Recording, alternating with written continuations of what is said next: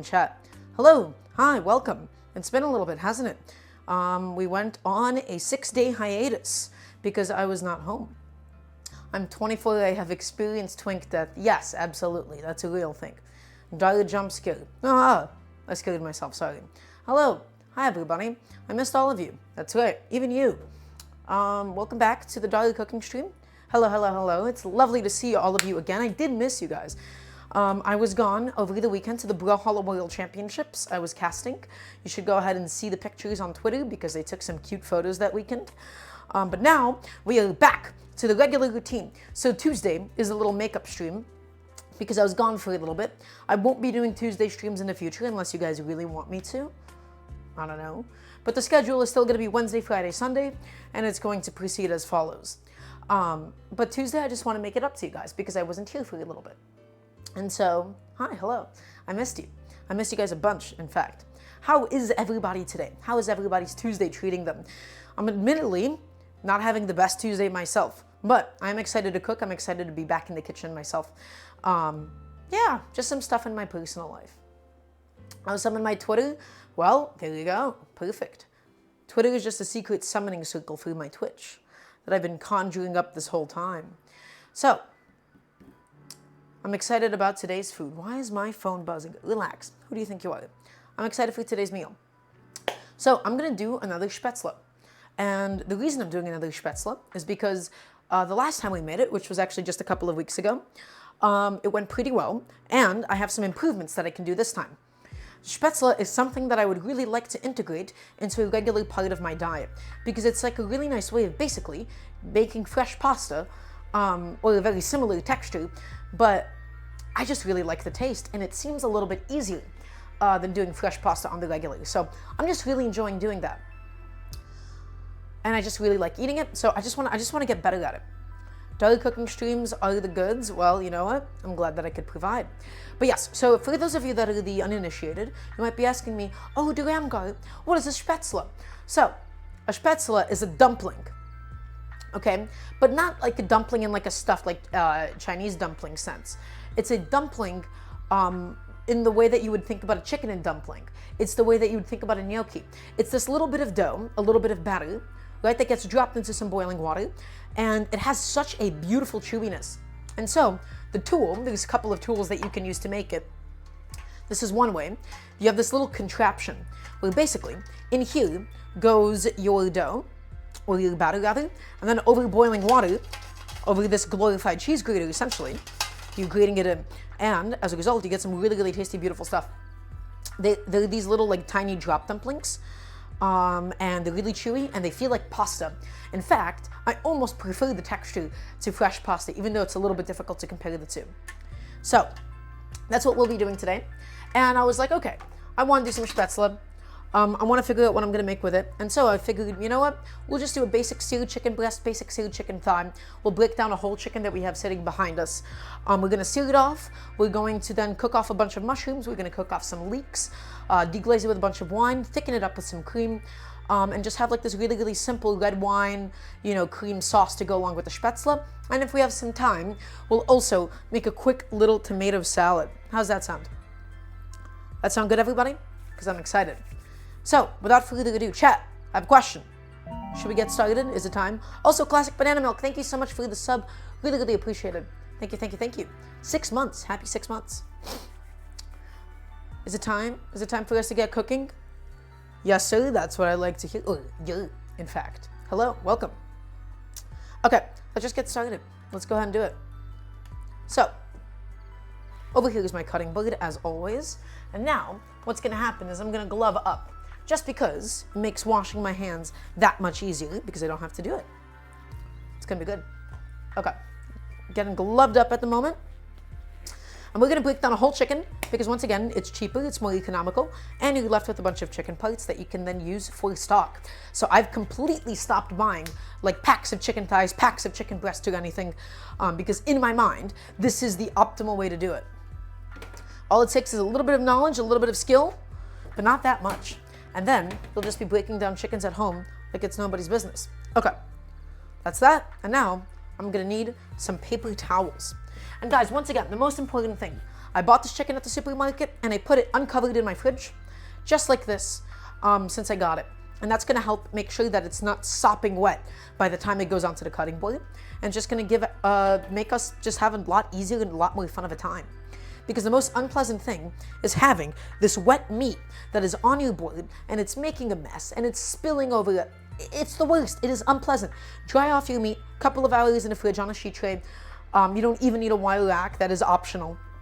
And it will improve the quality of your life dramatically.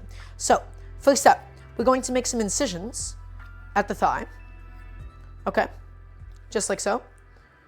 And then we're going to flip it over.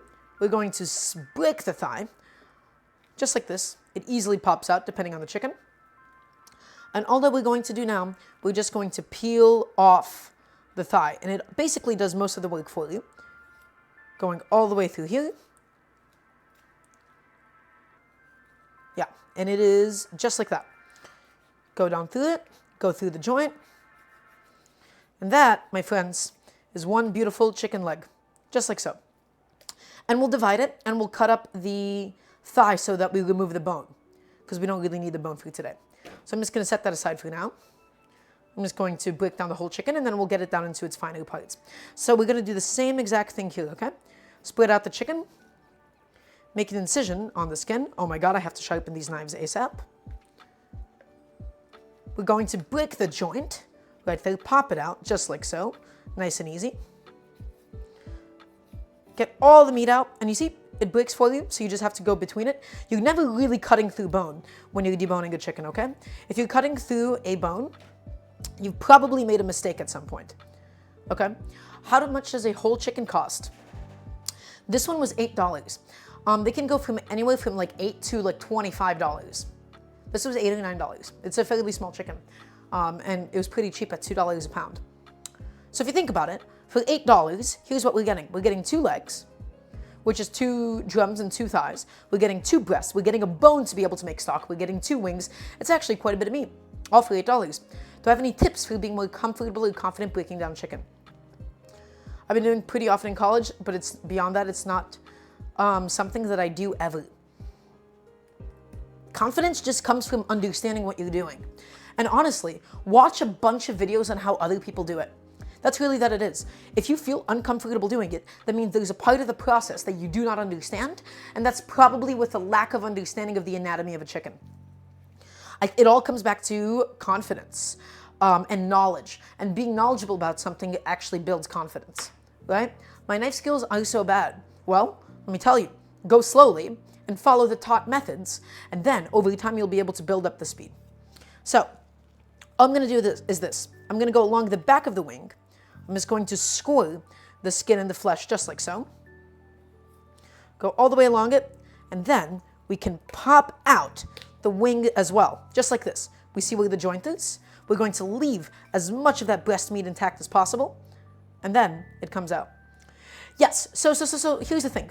Knife skills, and people they struggle with it almost exclusively, comes from 2 places. Number 1 is a lack of sharp knives. If you feel like you're working against the thing that you're trying to cut up, should never be the case. Number 2, you're going too fast and you're not able to follow the technique that you want to follow. Or number 3, you don't know how to do something. Because every single bit of produce, depending on the texture, depending on the coarseness, you have to peel it. They all, to some extent, require different things to do with them, right? So it's not as though there's like a universal knife skill that you can apply to everything. And it's just about getting comfortable with produce over time. So we have, of course, the carcass right here, as well as the neck and the backbone now attached to it. Sharpen the knives and the skills, yes, but also go slowly. You will never, ever be able to go at the rate that you want to go without first doing it slowly, okay? People that do it fast, it's because they've started slowly at some point. Okay, so, my friends, get our skin. Now, there's going to be a breastbone. You hear that? That's the breastbone, right in the middle. And so all you're going to do, you're going to find the breastbone, and you're just going to make an incision. Make an incision through the skin, okay? Just like so. We're not cutting all the way to the end of it. We're just making a nice little incision. That's all we're doing. Okay, perfect. And then we're going to do a horizontal incision right here too. And now, the chicken breast should easily peel off. However, Normally I try to separate the chicken breast and the tender. This time around I'm going to try to keep them fairly intact. Okay? So you don't want the gravity to pull the breast off the tender. The tender lies always, always, always under the breast itself. You're basically just going to use your finger to peel all of this off. And you see, it's a nice even separation. It really does want to fall apart. You just have to nudge it into place and it'll all come together, I promise. Okay. So we're going to just scrape very, very slightly here until everything is coming apart, you see? Just like so. The tender is attached still to the breast, and I'm going to do my best to keep it that way. And now, the whole thing has come off. So, will I be able to get this whole thing out? Ooh, uh-oh, I got some of the breastplate. That's not ideal, actually. Come on, big boy, you got this.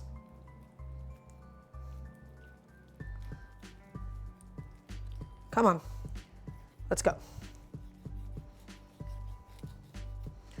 Look at that. That's one perfect breast, and in fact, we did a really good job of keeping the tender quite intact. Nice. We're going to stretch that skin over, and we're going to deal with the breasts in just a moment. I'm just setting it aside for now, and I'll do the same exact thing to the other side. I'm actually quite impressed with that. I feel like I left a minimal amount of meat this time. So, let's do the same to the other side. Do I not have to remove the wishbone? Well, technically, everybody says that you do. I've never done it because I think it's cringe, and I don't like the motion of it. I think it's a little awkward and it's a little clumsy and it's not fun to do. And yes, it is good for him, and you will be saving a little bit more meat that way because the wishbone does tend to get a bit in the way. So you should do that. I just never do that because I don't have fun doing it. Even though that's not ideal for him. But you can get away with not doing it. You're just sacrificing a little bit of range of motion when you're going in is the only thing. That's a bit of an issue. Okay. Peeling off the breast meat once again.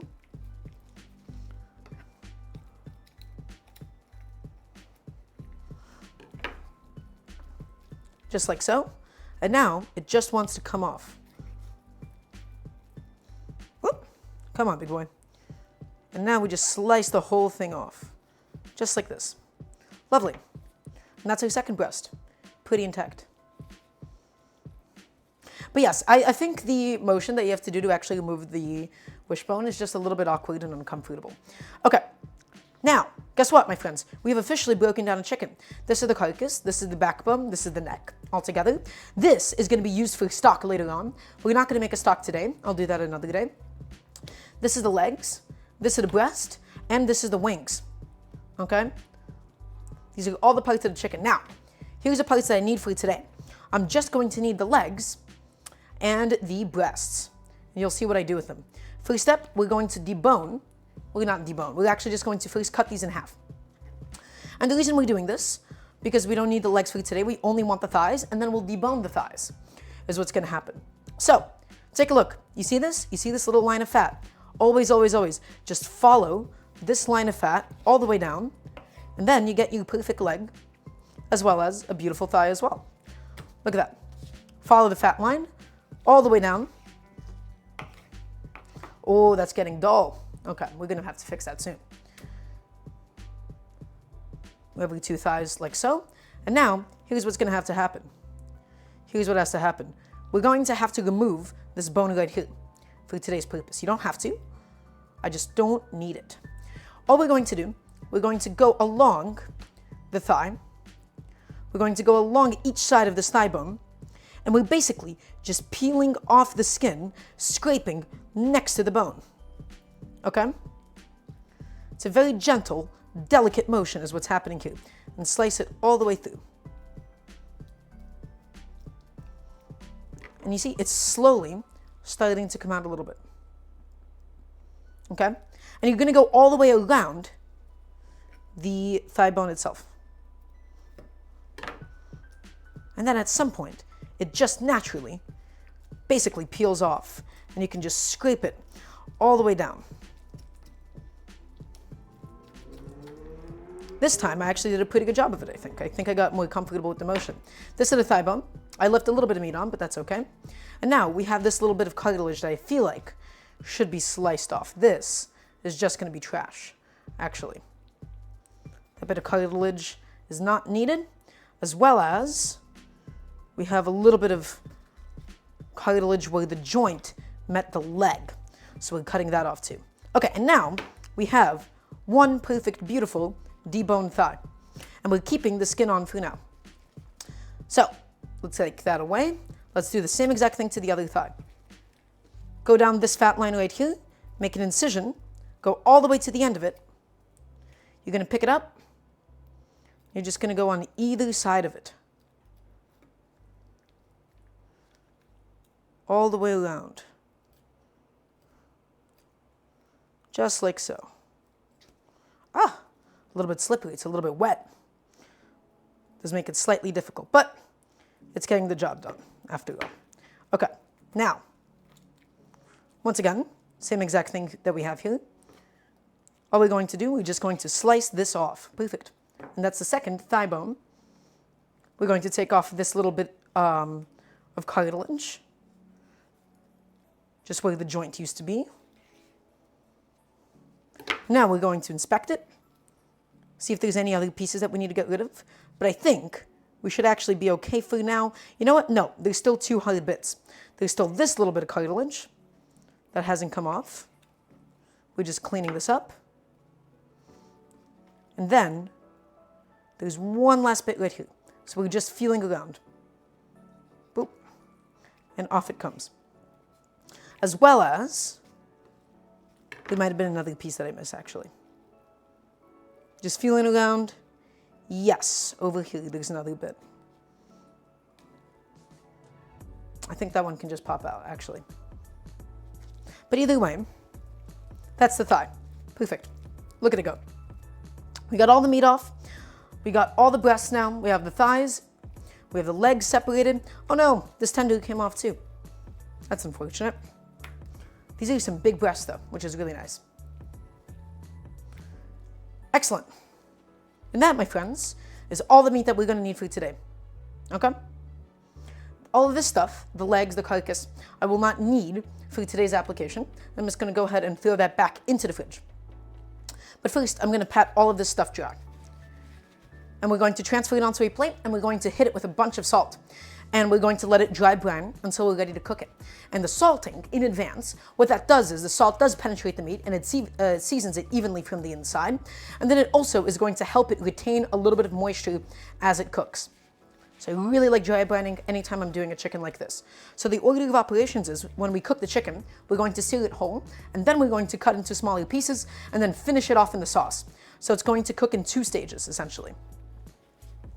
Okay, that is now a bunch of dried off chicken. Perfect. Get off, thank you.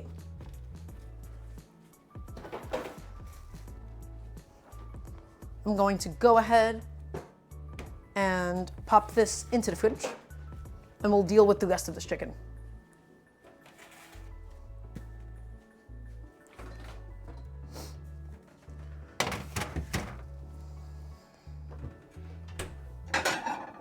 So, on a nice big plate,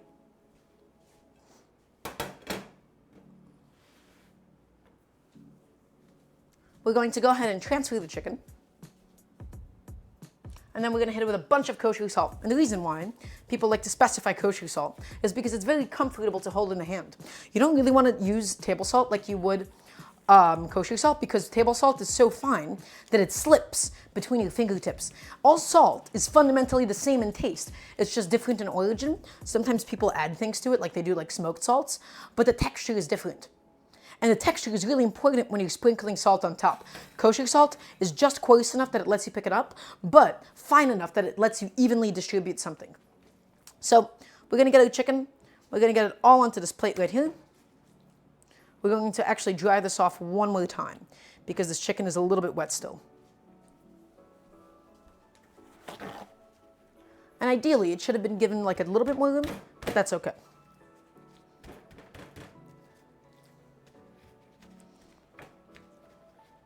That's all the chicken, pat it dry. Now, it's salt time. So, all this kosher salt going in now. Let's lay these out nice and evenly if possible, keeping them intact. And you want a good, generous amount, okay? Because this is just the skin side. It doesn't really penetrate the skin too much. We're going to season it on the flesh side too. So that's 1 salt.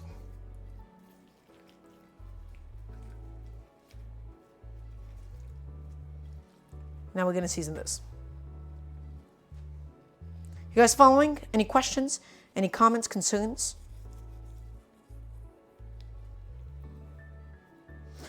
Yeah, I actually don't know how to better keep the tender intact, because I feel like anytime I do it, it's always falling apart. So, I should actually probably look into that. See if anybody has any advice on that on the internet. Okay. That is the chicken. And now we got to work on the Spaetzle dough.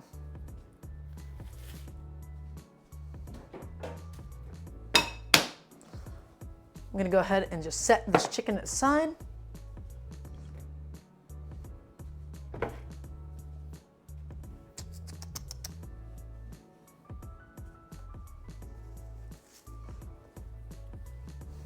Hi. Okay. I'm excited to do the Spaetzle again, admittedly, because last time I did it, it came out pretty well. But I had a lot of things to troubleshoot, and I realized that I need more moisture than I think I do to make a really good Spaetzle. And so that's what I'm going to do this time. I'm going to add a little bit more milk than I did last time to be able to properly compensate for that. And guys, once again, the most important thing of cooking, you have to clean as you go. Clean as you go, and then you won't have a mess later at the end of the day, right? So that's why I'm taking the time and the liberty to go ahead and throw my cutting board into the dishwasher. Okay. So, let's get the bowl together. Here's what's gonna happen, my friends. One of these bowls, we're gonna beat up some eggs. The other, we're going to be mixing in the flour and stuff, right? So, I'm trying to think, is this gonna be big enough? No. It's nicer to go a little bit too big for the flour, for like the entirety of the batter, than it is to go too small, just in case. So now here's what's gonna happen. We're gonna take out 3 eggs. And I also got to get my milk out of the fridge too. It's time to build the batter, is what time it is. Okay. 1, 2, 3. Are these medium eggs again? These are large eggs. Okay. We'll see if 3 eggs is actually going to be enough. I don't think it will be. Last time, we did 4 eggs by the end of it. But those were medium-sized eggs. These are large eggs. We'll see what happens. So, first step, my friends. All we're going to do, we're going to break these into the bowl.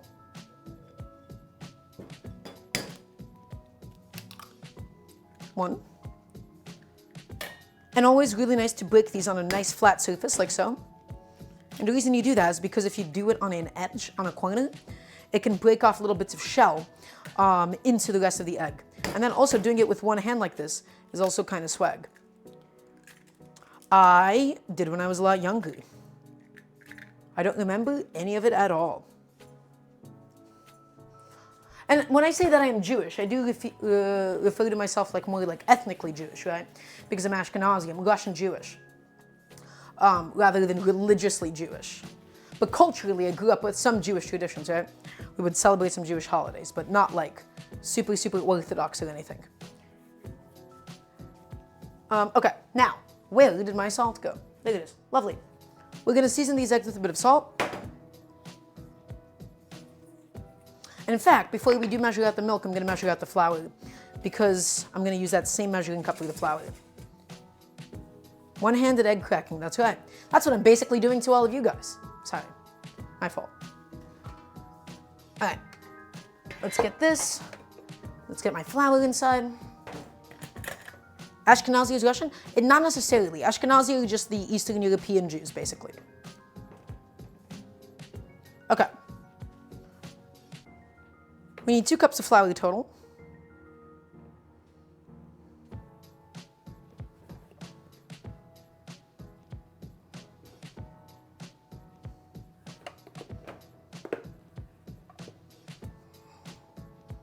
A little bit less than that. That should be fine. Again, I'm not crazy about leveling this out or anything. Don't really worry about this too much. It doesn't have to be perfect or anything, okay? This is a dough. This is a batter. This isn't something that's going to be leavened. Right? You don't have to get super crazy with your measurements. This is not baking. There is no baking soda. We can literally just visually adjust based on the texture that we see in front of us. And then, this is what the measuring cup is for. Now we go in here with the milk. And we're going to need about 1 cup or a little bit less. So one of these bad boys. And then we'll start with 3/4 of a cup of milk for now. Yes. Oh my God, Melissa, that was me. I did that. I apologize. Well, apologize is the wrong word. I accept responsibility.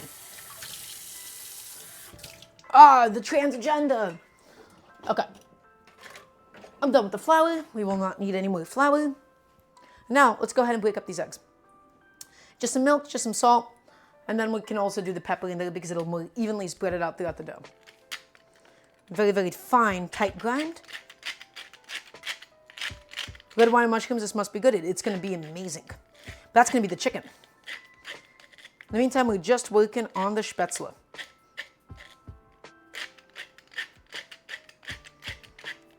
I am so sorry, Melissa. Not really. Okay, a bunch of black pepper for the flavor. We definitely need a little bit more salt than what we added originally, because this is supposed to season a bunch of Spaetzle. It's going to be quite a bit by the end of it, okay? So we want a nice generous pinch of salt. And so I like doing the seasonings inside of this because it's going to then evenly incorporate throughout the flour.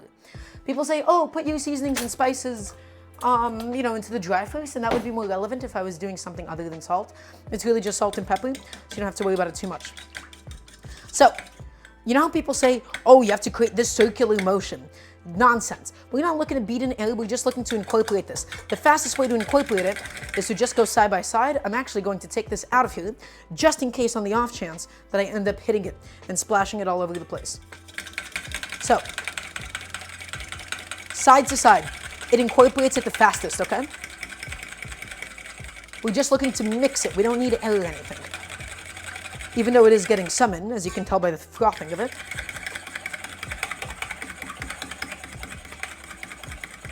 There's some fluid dynamics in action here. I think this was like an America's Test Kitchen video or so, where they talked about this and why this is the most efficient way to mix things together if you're mixing in liquids.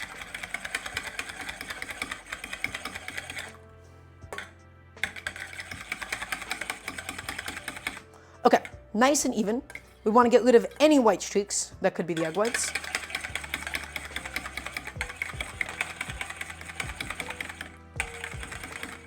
Something like that. All right, and now, my friends, it's time for us to mix this in. There's a lot of splashes. There's a lot of sploops in cooking, okay? Those are fairly attractive noises.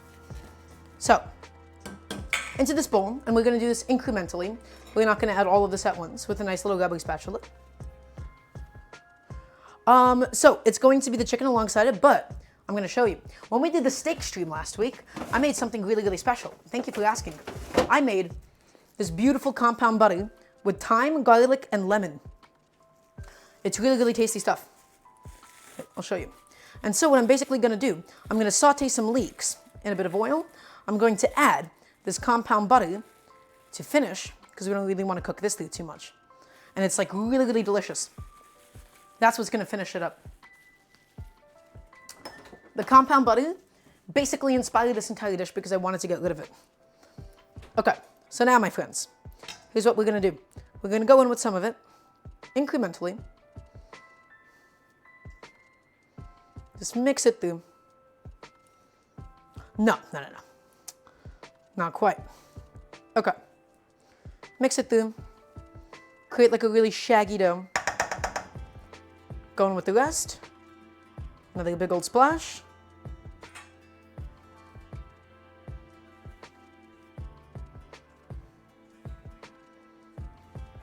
I do wonder if this is going to be enough hydration. We'll see. I think it should be this time, because we have the large eggs, and if not, we'll just compensate with as much milk as we need. And again, this is supposed to be a batter, okay? Well, somewhere between a batter and a dough. It's not supposed to be just like a straight, like a bread dough or anything, right? It's supposed to be scoopable enough that it goes into that little contraption, and out of it will come these beautiful little dumplings. So that's already coming together quite quickly. Now we've got to hydrate all of this flour. And I've already got a feeling that we're going to need some more liquid, but we'll see. Just spread it around and keep going gently. Make sure there's like no dry flour pockets, or else that will just splash around all over the place, right? Gently, gently. Oh yeah. This is coming out already a lot better than last time, where I dumped all of it in at once and it made a bit of a mess. So going in slowly and incrementally will at least stop that from happening. It did make a bit of a mess. Okay. And now we got to keep mixing it through to make sure that all the, we just have a good sense of how much liquid is inside, right? We don't really know until we mix it through, because there's pockets of dry flour, there's pockets of liquid. We'll just have to see what happens.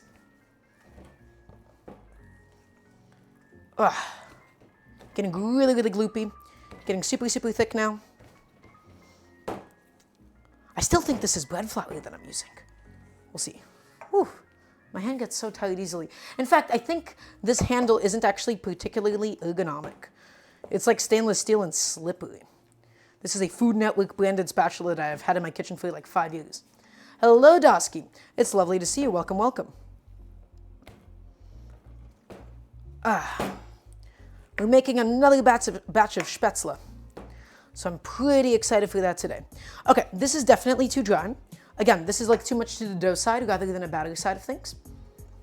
So we're going to keep mixing this for a little bit longer, and then we'll add in another splash of milk or so. But this is already coming together quite well, in my opinion. My hands get so tired. My poor petite, dainty, feminine hands. Sorry. I was being cringe. I apologize. I'll never be cringe again, guys, I promise. I'm definitely going to do it again.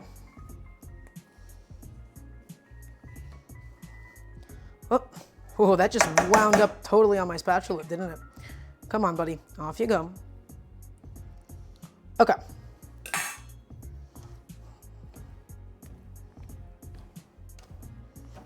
That is going to use another splash of milk. This is way too much towards the dough side. This has to be a little bit more like a batter. And it's going to hydrate as it rests for 30 minutes, but a splash of milk is going to be perfect. Comparatively not as bad. What have I done to you guys that that's what you expect now? What have I done? I'm a monster. Oh, and there it is. This is why it kind of sucks having to like add a little bit more moisture later on in the process, because it can easily splash just like that. So we're just mixing it in. We're basically breaking up the dough and adding it back through. Is the greater Spaetzle Kenji tech? No, I just have a Spaetzle tool. This is a tool that is dedicated for Spaetzle. Okay, this is a lot closer to the consistency that I'm looking for. Oh, holy fuck. This is destroying my hands right now. That's why I have this really awkward grip right now. Normally I would never do such a thing.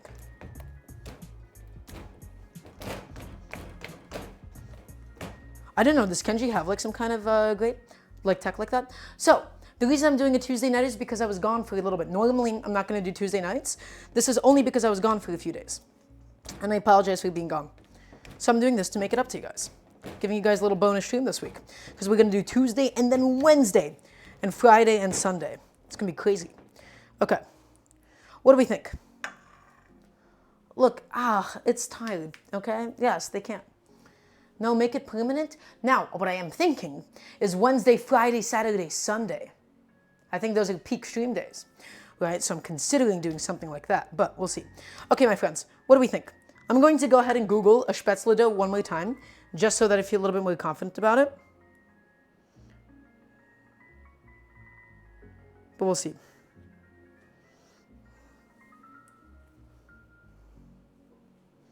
Okay.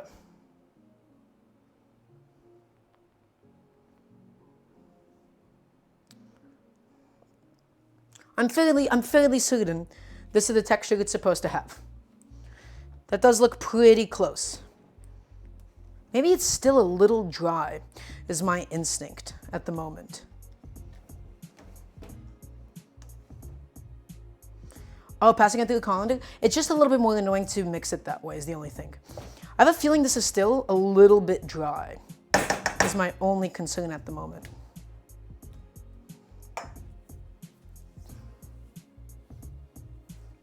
Okay. What do we think, gamers? Is this good?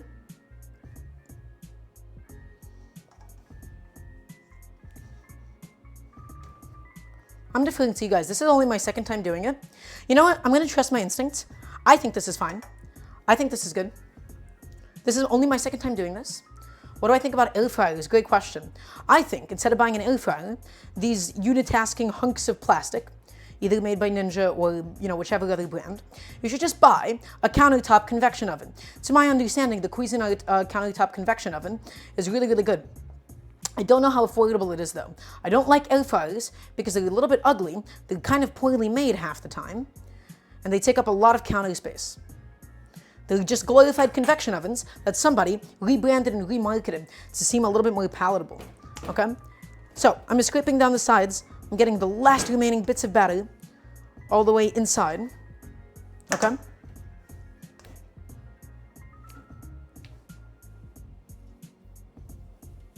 But I'm standing my ground. Yes, good, good, good, good. Hold on to it. Nothing better in the world than being elitist in the kitchen. Isn't that right, guys? Okay, lovely. That should be all done now. You'll be able to see, you can just tune into the stream later on, right? You can always just see the end result. Okay, that's the dough. And now we're going to do a bit of plastic wrap on top just to make sure it doesn't dry out or anything. And this has to sit for at least 30 minutes, but I think you can just make this in advance. And the tool that I realized last time was really optimal. I have this cookie scoop that just honestly works amazing to be able to scoop things like this out. This is one of my favorite kitchen devices that I don't get to use nearly as often as I would like. I'll show it off to you guys in a second.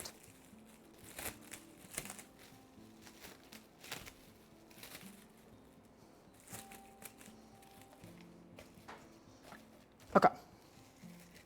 This is going to go ahead and chill out now. I'm going to show you.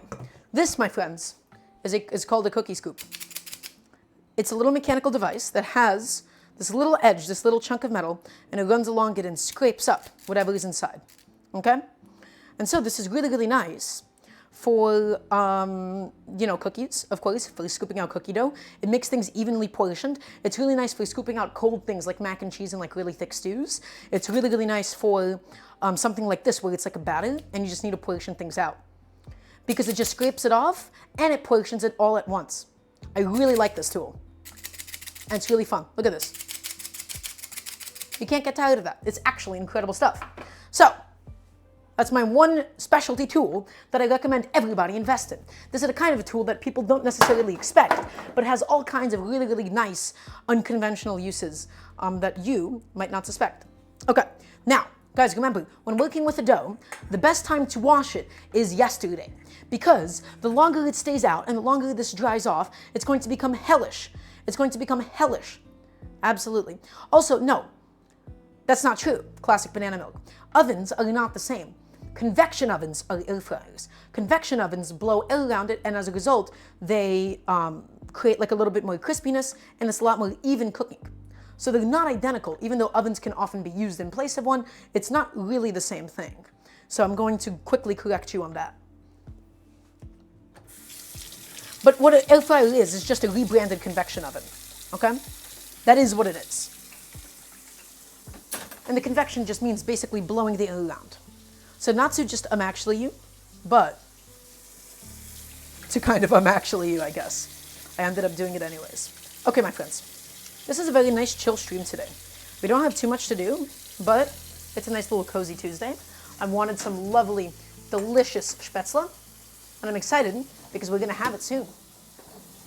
Just throwing everything into my dishwasher that I possibly can at the moment. Playing a little bit of Tetris with it all.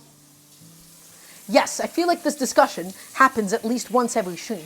It is basically just a ritual at this point for us to do this. We're going to just go through the motions as many times as we need to. Okay.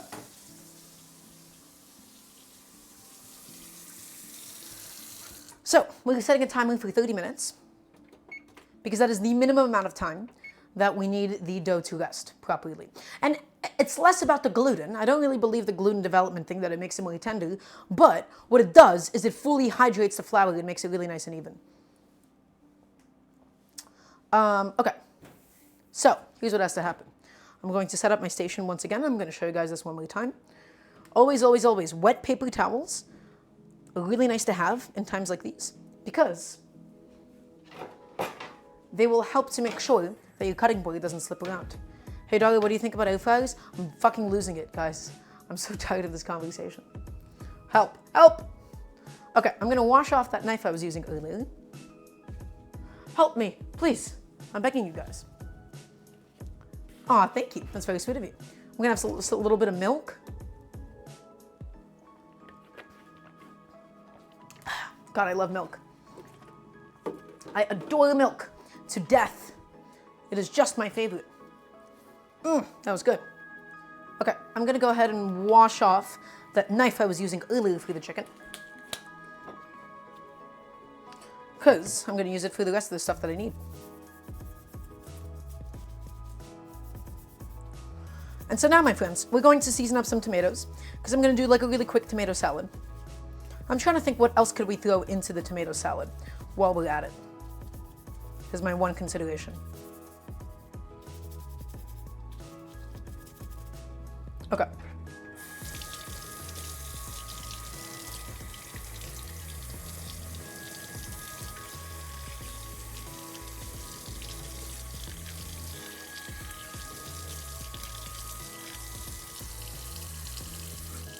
My nice clean and sanitized knife. Oh, whole milk. I'm a whole milk elitist and a purist. At that point, there's no point in drinking milk if it's anything else. Okay? I love whole milk. It's, in fact, you know what's even better than whole milk? Half and half. Heavy cream is a little bit too rich for me to sip on, but I do love half and half. I've been known to sip on a mean half and half from time to time. Love it, can't get enough of it. Okay, my friends, so we're going to do a little bit of prep work. The first thing that has to happen is going to be the seasoning, the great seasoning of the tomatoes, and I'm going to explain why. So, how many times have you been like, what a bunch of gorgeous, beautiful tomatoes. I can't wait to make a salad with these. And then you make a salad with them. And then you go in your fridge and you take your tomato salad out and then it's sopping wet.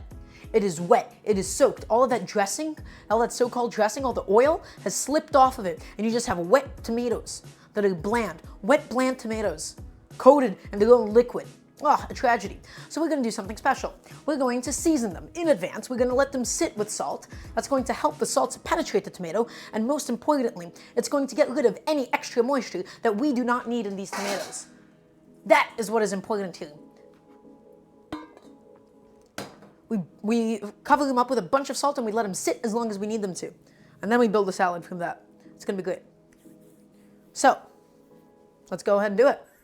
I like setting up my station like so. Little strainer, bowl. Yes, it is, in my opinion, essential anytime you're cooking with tomatoes, unless you're going to immediately eat the tomato. Because as soon as it's seasoned, as soon as the tomatoes beat up even a little bit, it's going to start peeing water all over the place. It's going to actually just be a mess. Okay, let's get it done.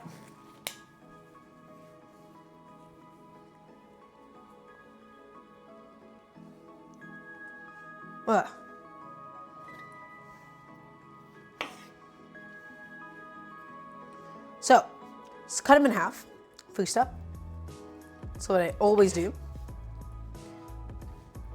Just like so. And then we're going to pick up a tomato in each hand. And then we're going to just take the core out, just like so. Okay? Incision, incision, all the way through. Did I win Chop Jr.? Watch the episode and you'll find out. I don't want to spoil anybody that's seen it. Oh man, that was such a long time ago. I think it'd be funny if I got on Chop now.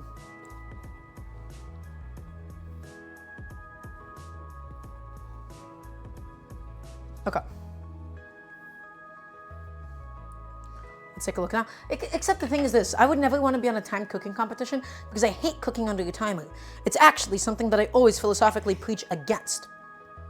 So, we're going to cut up the tomato like so. These are the kinds of pieces that I want for my salad. Nice, big, generous chunks for today. I'm just going to toss those into the strainer. Okay? Nice, big, generous chunks. I want nice, chunky, seasoned tomatoes. It's going to be great.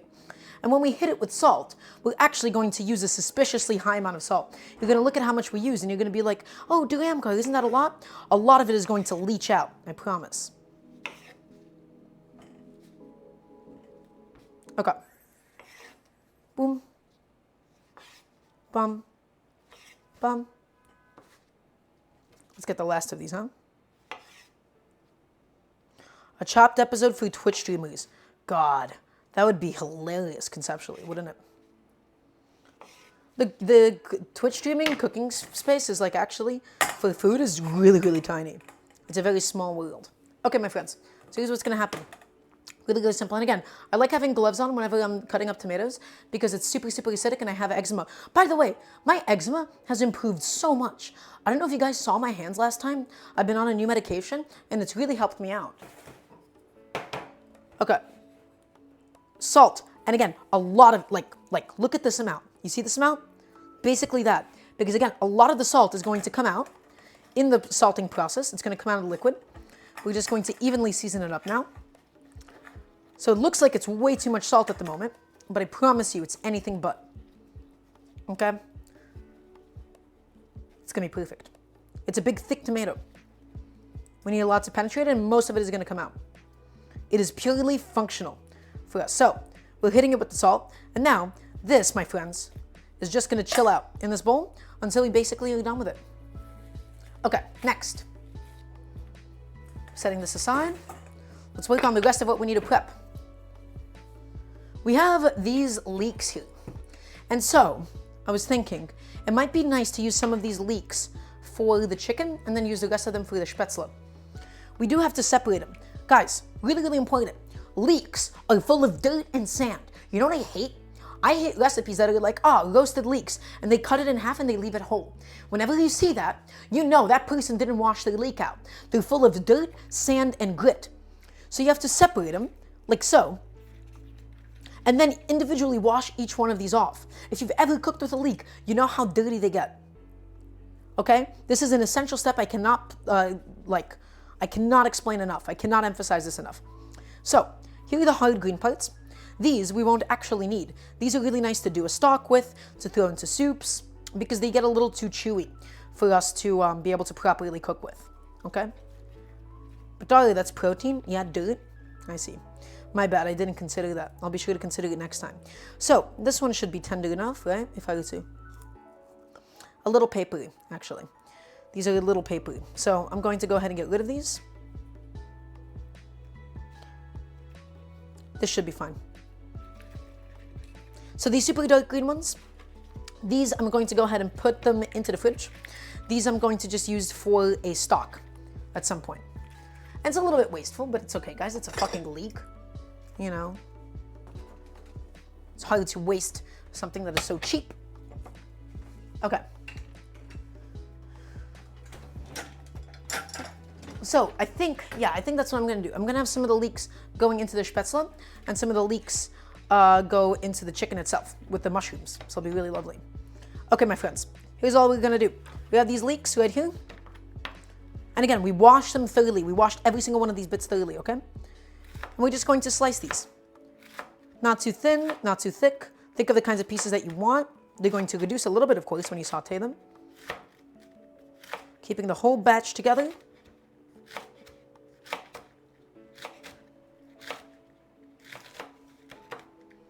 I just had this leek in the fridge. I think my mom bought it. And so I was like, yeah, this would be cool for me to use up.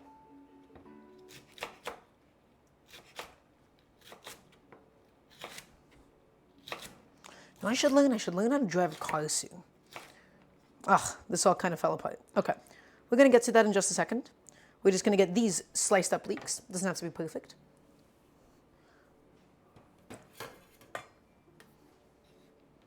All of these bad boys are gonna go in. Boop. We're just getting all the mise en place ready, right? We're getting all the prep done. In fact, what I might even do for the Spaetzle, I might saute the leeks in advance, because here's my idea. I'm going to cook the Spaetzle, and it's going to go onto the pan with the leeks, with the aromatics already cooked through. And I think doing that in advance and just leaving it on the pan will be able to save me a little bit of time later on. So that when I'm done with the Spaetzle, all I need to do is preheat the pan that still has the leeks on and everything, throw the Spaetzle in, and then we'll finish it with the compound butter. And it'll be really nice. So that's my idea at the moment. So, leeks getting sliced up. Again, I don't care about this being too perfect. The fucking leeks, dude, they'll be delicious no matter what. I adore them. They have a little bit more flavor than an onion to me. They really do taste like a little bit different, you know? Scrape that up. Now, let's go ahead and focus on these scallions, because we also have some scallions that I wanted to use up. The scallions, they're going to go into the chicken itself, and they're going to be just like a nice garnish for everything once we're done with that, right? So, do I need all these scallions for today? I don't believe so. We'll just do these three. I'm going to go ahead and pack these three up into a little container. These three, I'm just going to slice and divide them into their whites and greens like so they fit into my container. I'm going to go ahead and grab that. And guys, once again, whenever it comes to keeping vegetables like this fresh in the fridge, it's really, really simple. You need something to regulate the humidity, okay? And in this case, that's a little paper towel. A paper towel is going to make sure that the environment is not too wet and it's not too dry either. If it's too dry, you're going to get scallions that get dried up. If it's too wet, they're going to get like all mushy and soft. And a paper towel is just a really nice regulator. I just like the word scallion. I think it's fun to say. Perfect, just like that. That's going to go into the fridge. And the rest of these, we're going to prep up now. Oh, we've already killed like 11 minutes. Nice. So, I gotta say, guys, we did the hardest part of doing the Spaetzle, which is literally just making this batter. This took like 10 minutes for us to do. This is literally, in my opinion, better than like a weeknight fresh pasta. It's all contained within a bowl. There's no kneading. There's no rolling out. This just goes over the boiling water. I think this is optimal in a home setting, and fresh pasta is more of an enthusiast thing. And I'm looking to develop dishes that are optimal in a home setting, and I think people don't do enough Spaetzle. I think people don't do enough of that. I think they focus too much on fresh pasta, just because of how greatly represented Italian food is, you know, in the food scene, right? And so I really, really think it might actually just be a better solution. So here's what's going to happen. We divide the greens from the whites because we're going to slice them a little differently. Just like so. Here's the whites and here's the greens. Scallions confuse me. Unless they specify it. Well, you know what? No. Oh, Nicopi, I have a better answer for you. I almost gave you the beta answer. You ready for the chat answer? Guys, you ready for the chat answer? Ready?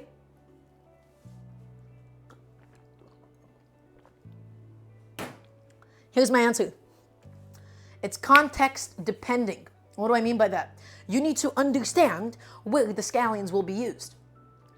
If the scallions, let's say we're doing a Chinese dish, and the scallions, it wants you to saute them with the garlic and the ginger and you create your aromatics and some oil beforehand, you're only using the whites. If the greens, if it's going to be used in like a salad, you can use all of it. If you're using the whites, the greens are better added as a garnish at the end of the dish. Okay? But in general, just all that you need to understand, the whites have a slightly different texture, and they have a slightly harsher taste, and these are a little bit more delicate like an herb. So these are used for finishing, these are used for garnishing typically, although you can also just get away with using all of it at once. It might not matter as much as you think it does. All that it really does have implications on is that the greens tend to wilt and they don't get as pretty and they get a little bit too soft and they collapse in texture in a pan. And so the whites hold up to cooking a little bit better. That's my answer. And so because these will be used in some different contexts, I'm going to use these whites. I'm going to slice them up super, super thin. I think I'm also going to have some in the salad. I don't really know what salad I'm doing yet. Maybe just seasoned tomatoes with scallions and oil, and they'll be fine. So basically what I've said is, it actually doesn't matter as much as you think it does. However, the greens are better for garnishing, and the whites are better to cook with. That's my answer to you.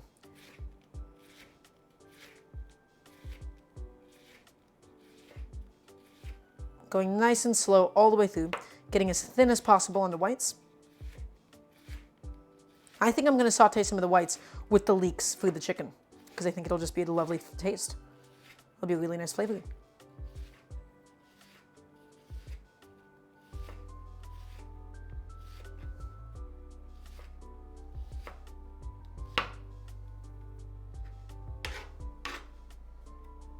Using the back of the knife is not amazing form by any means, but we do it on occasion.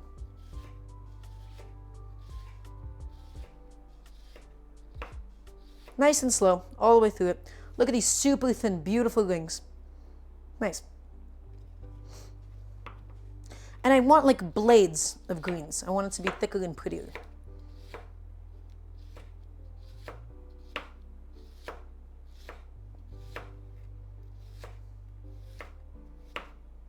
But yeah, that's what we'll do. We're going to cook up the leeks separately so that it's just ready for the Spaetzle when we need it. Okay, just like so. That's all done. Let's go ahead and get out the bench scraper. This is what it's really good for, right? Getting all these little bits off. It's really bad form to use the blade of your knife to do this.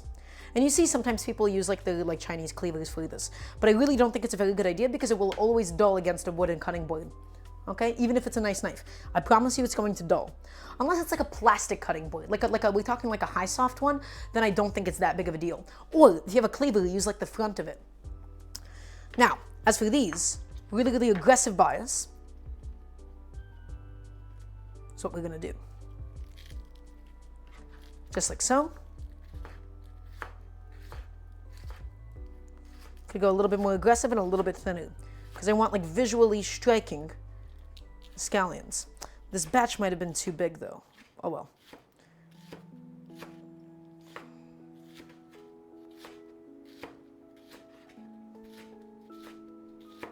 These super, super aggressive blades.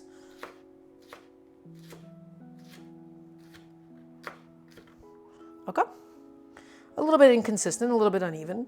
These are kind of more difficult to do when they're stacked up like that, but it's okay.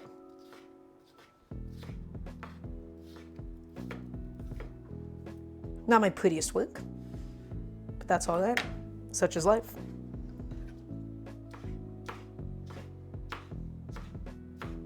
Okay, that's all done. That's the scallions.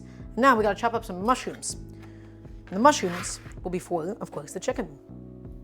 We're gonna cook it down with some red wine. We're gonna have some heavy cream in there. It's gonna be really tasty. Okay, so take a look. That's leeks, scallion whites, scallion greens. And the tomatoes, again, I'm a little unsure of what I'm gonna do with yet, but I'm just having them season and sit with all of that salt so it all drips out. And we get really nice seasoned tomatoes that aren't sopping wet or anything. And now, mushroom time.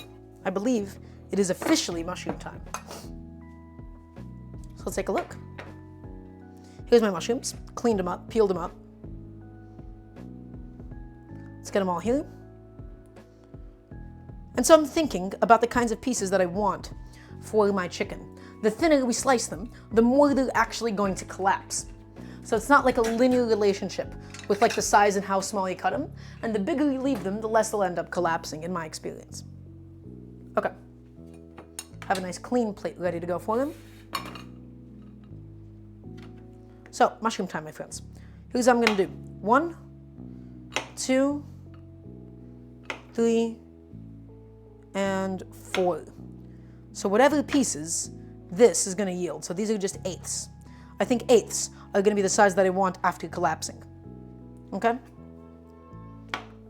1, 2, and then, it all fell apart. It's over. Not as efficient, but that's okay.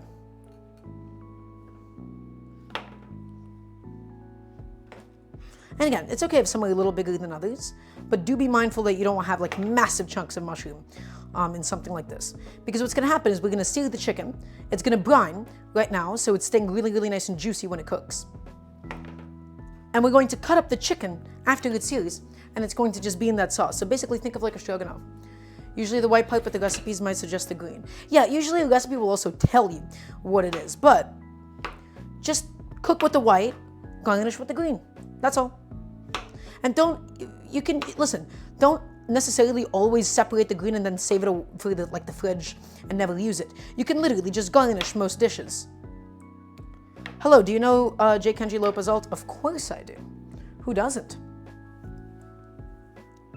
But yes, if you're gonna cook with scallions, you may as well garnish with them too, is my idea, is my theory, right? Because why? Why not garnish with them? You don't think it's gonna be visually stunning for there to be like a nice little bit of green on top? Use the whole thing, damn it.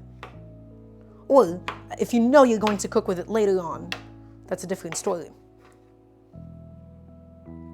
Sautéed scallion greens? No, I mean, some people don't like the taste of a scallion garnish, right?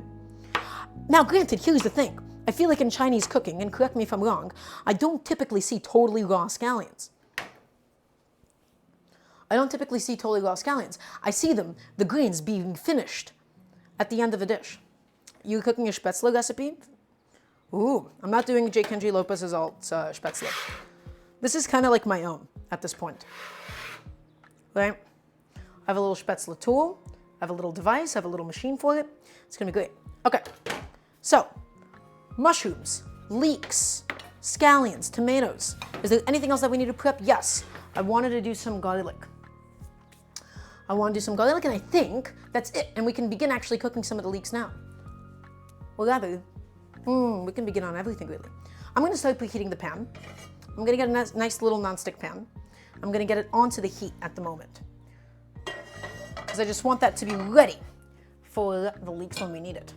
So I'm gonna get that going now. And a nonstick pan is not necessary, I just don't have a lot of nice stainless steel pans. So that's why I'm using this, okay? And it's a big wide vessel, which is kind of the important part. So some olive oil going on. I'm gonna show you guys that right now.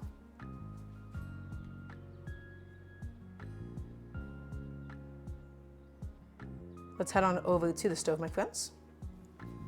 That's going. Nice little medium heat. We're gonna preheat this pan, and that's where we're gonna saute the leeks. In the meantime, we'll also prep the garlic.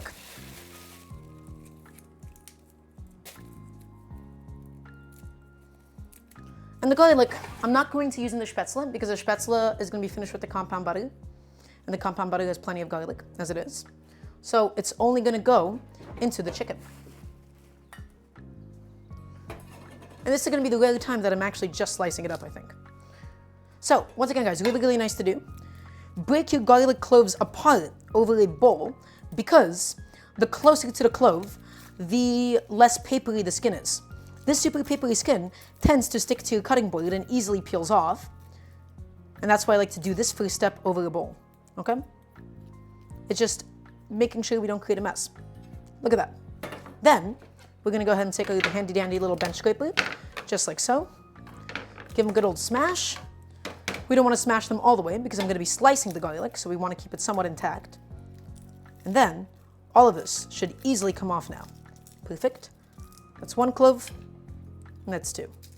I don't want this to be overpoweringly garlicky. There's gonna be plenty of garlic taste coming in from the Spaetzle itself. Right, compound butter. So this is purely for the chicken, just to give it a little bit of oomph. Okay, trim these bad boys up. Now, let's go ahead and slice this. Nice, thin.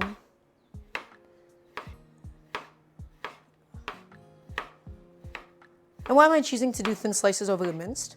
No reason, other than I haven't sliced a garlic in a while, and I was feeling it. Normally, I just do a garlic press. Oh, I do love doing mushroom soups, don't I? I haven't done one in a while myself. Okay, that's one clove. Now time for number two.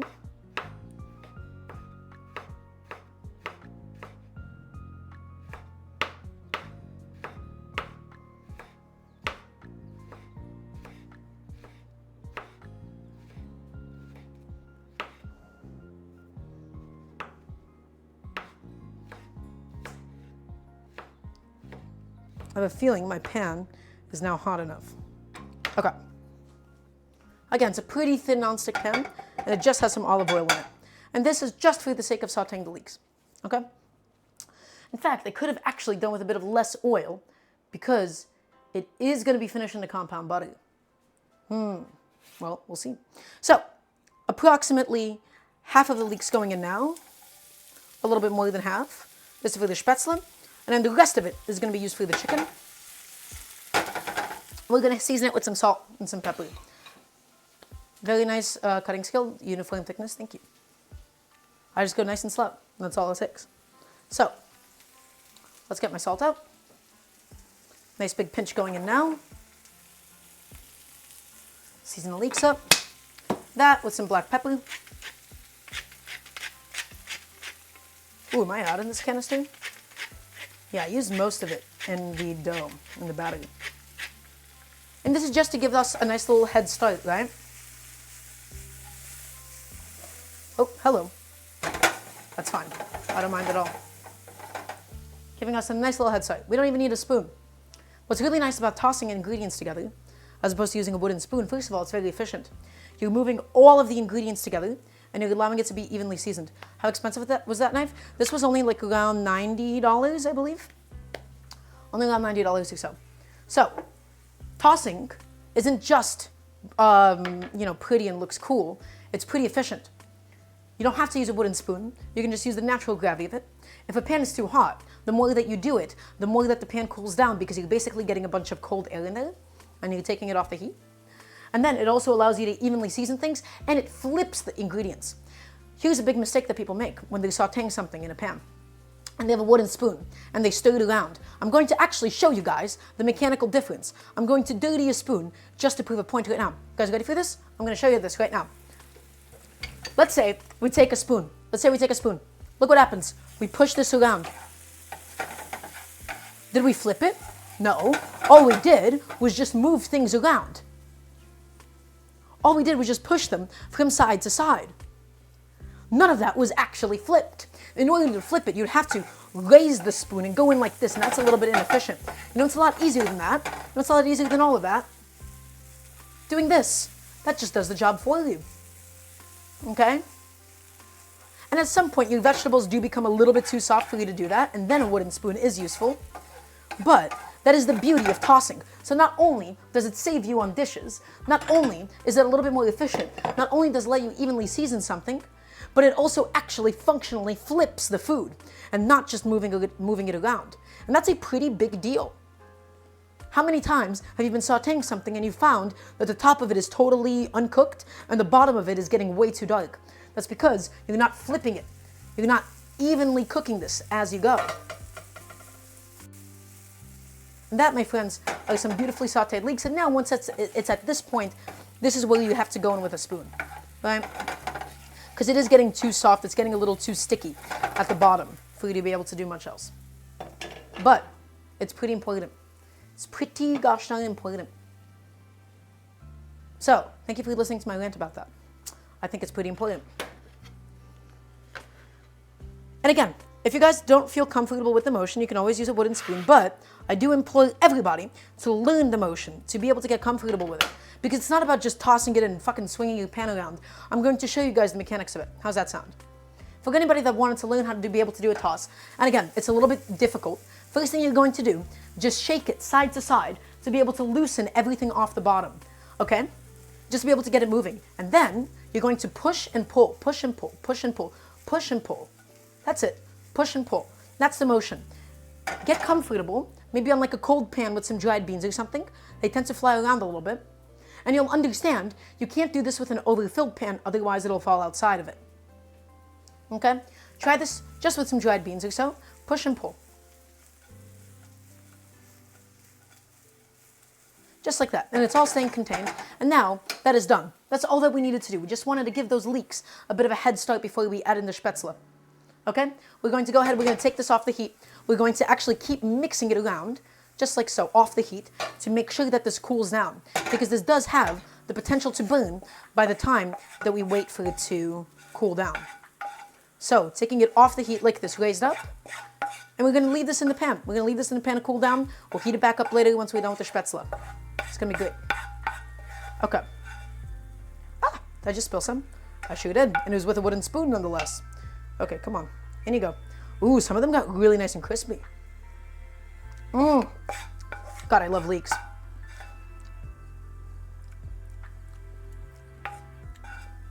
Is that a little burnt? It might have been cooked a little too much, but that's okay. I don't mind. Off the heat.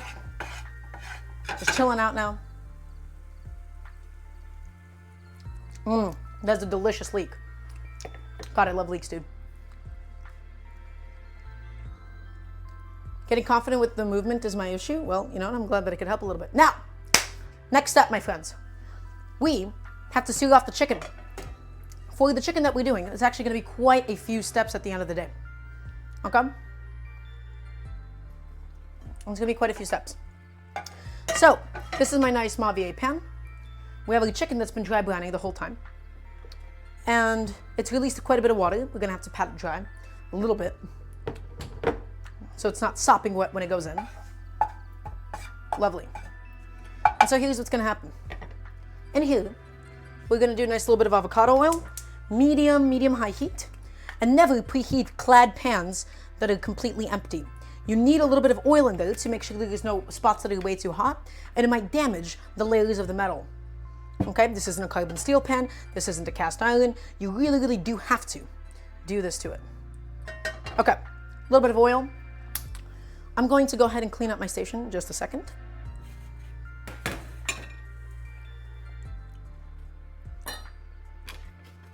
Getting all of this away. Okay. And we're gonna have to pat dry the chicken because again, we do not want wet chicken. Hello, Lana. Lovely to see you. Hello, my little Lana champ. Okay, oil is preheating, oil is going. We can also probably set the water to boil now. So the idea isn't to really fully cook through the chicken in one go. We just want to develop some color, develop some fond, and then we'll go in with the mushrooms and everything else. It'll be nice. Yeah, everything is going great. In the meantime, I'm going to start heating up this water. So this is ready for the Spaetzle. The Spaetzle are going to be the last thing because they really do just take a moment and they'll be added into the pan with all the leeks. So I'm going to heat that up now. This oil is now going. Beautiful. Might have been a little too much oil, but that's okay. I feel like I always do too much oil nowadays. I'm going to get a glove. And so the order of operations is really simple. We cook the chicken. We're going to get a really nice hard seal on it. Get some really good color developed. Yeah, I'm glad you can appreciate that. Pat it dry. We're going to seal it off. And then we're going to cut into pieces. And so guys, everybody, if I'm doing something like this, where I'm not velveting the meat, what I really, really like doing, okay, is cooking the meat in whole pieces. If you cut really, really small strips, like your finished product, and then you saute it, you're not going to get nearly as much color as you would like, and I'm going to explain why. The smaller you cut something, the more water it releases when it cooks, as a general rule of thumb. Think about ground meat. Think about ground meat. Think about putting ground meat into a hot thing. You're not developing any color. It immediately seizes up and then expels water. Same exact thing with any piece of meat. If you cut it up into finer pieces, it's going to expel water a lot sooner than if it was a whole piece. And the reason for that is because it's a lot smaller, it's cooking faster, it's shrinking faster before the crust actually has time to develop. Cutting something smaller will not make it brown faster, but it will make it cook faster. And once it hits that 160 degrees internal temperature, it's going to release plenty of its water. So by keeping it in whole pieces, we slow down the cooking, we slow down the expulsion of liquid, and we're able to develop better browning as a result. And that's why I never chop something into little strips or pieces before sautéing it, unless I'm velveting it, which is a different discussion. This might seem like such a small step, but I do promise you, this is really quite the clever optimization. Okay? We're getting the pan nice and hot. We're gonna add the chicken in. So, pat, pat, pat, pat, pat. We don't want wet pieces of meat going in, of course. Do we? No, we don't. Pat, pat, pat, pat. And now we're just gonna flip all these bad boys around. Pat dry. And again, we season all these with salt. And the brining, the dry brining, is really important because it's gonna help us to retain a lot juicier of a piece of chicken. And it's made sure that the salt has evenly penetrated the pieces. How many times have you made a stir fry and your sauce is really, really nice and delicious and it's properly seasoned, but then you take a bite of the meat and it's absolutely like unseasoned on the inside, and so you have to scoop out some sauce. It's a mess. It actually is just a mess. And doing it this way, by salting it in advance, you make sure that every single piece of meat is evenly seasoned when it just push comes to shove, okay? Great, glad we're on the same page. Let's go ahead and get each piece of meat now into the pan. Skin side down, just like so.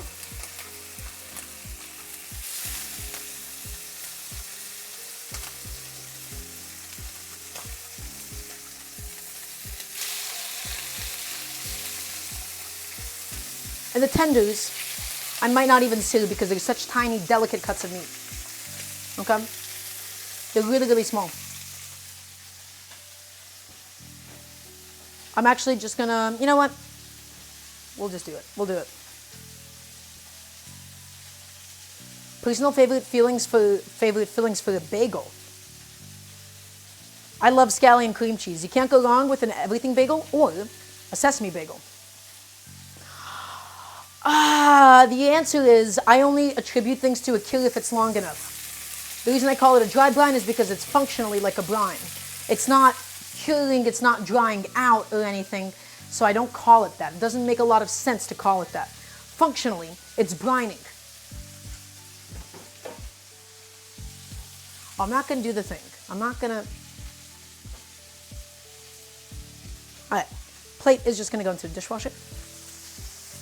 So again, we're not looking to cook the chicken through, even though it's going to be mostly cooked through at this point. All we really care about is just making sure that we get some really nice crust developed, okay? And then it'll be perfect. Water is going, chicken is cooking up, everything is basically ready. And now I'm going to get the heavy cream and the red wine out in the meantime. Where's my wine? Boop. Lovely. And the heavy cream is going to help thicken my lovely little sauce at the end. It's going to be awesome. It's actually just going to be awesome sauce. Where's my heavy cream? Where are you?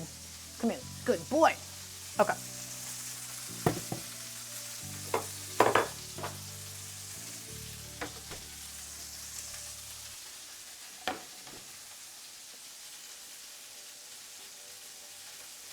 So if you're making Asian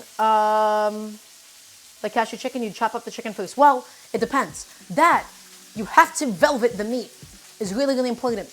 Yes, if you are velveting it. If you're not, I prefer doing a whole sear. It's a little bit unconventional, but I really do think it's optimal. I do advocate for it quite often.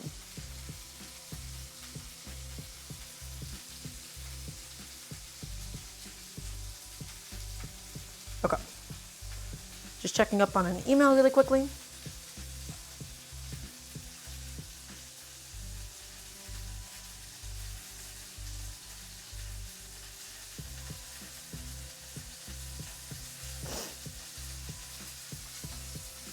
Okay.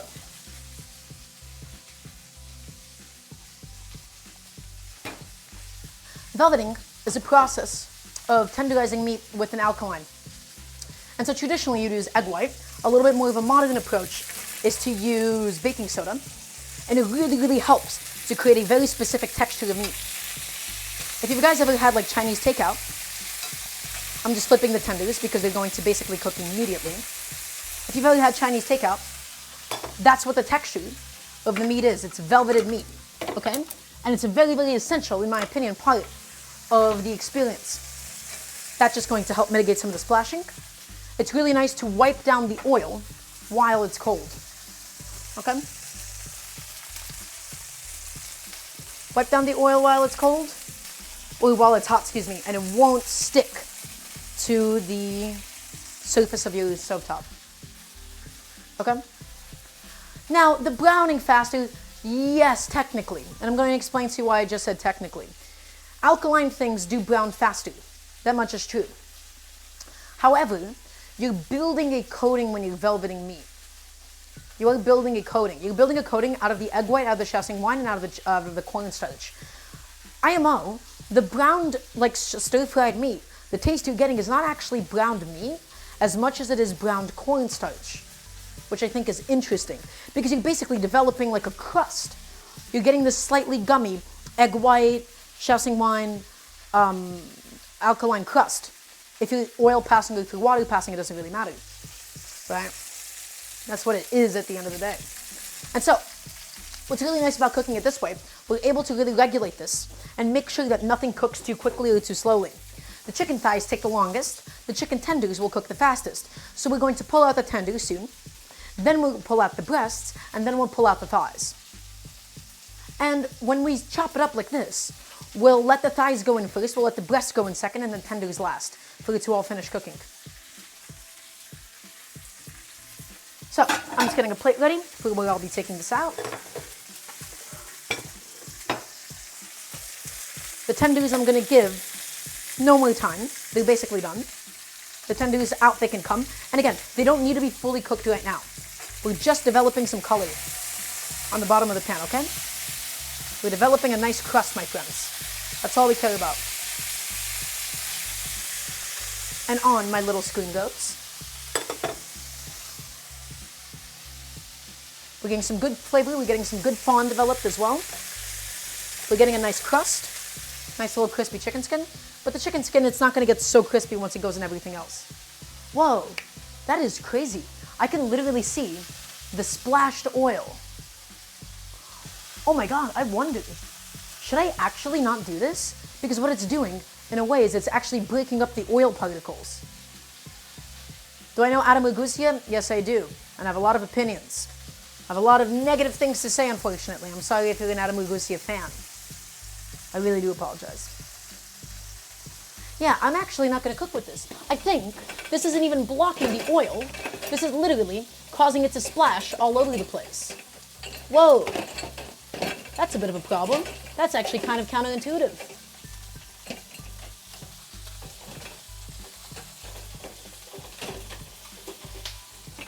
Okay, well, good thing we caught that. I'll just wipe down the oil. That's not my favorite person, Lana. Let's not spread misinfo. I have opinions on Mr. Adam. Okay, we're getting a nice good sear on all this chicken, and we're developing all the fond on the bottom. And what we'll do is we'll go in with the mushrooms on this pan, because it'll release a bunch of liquid.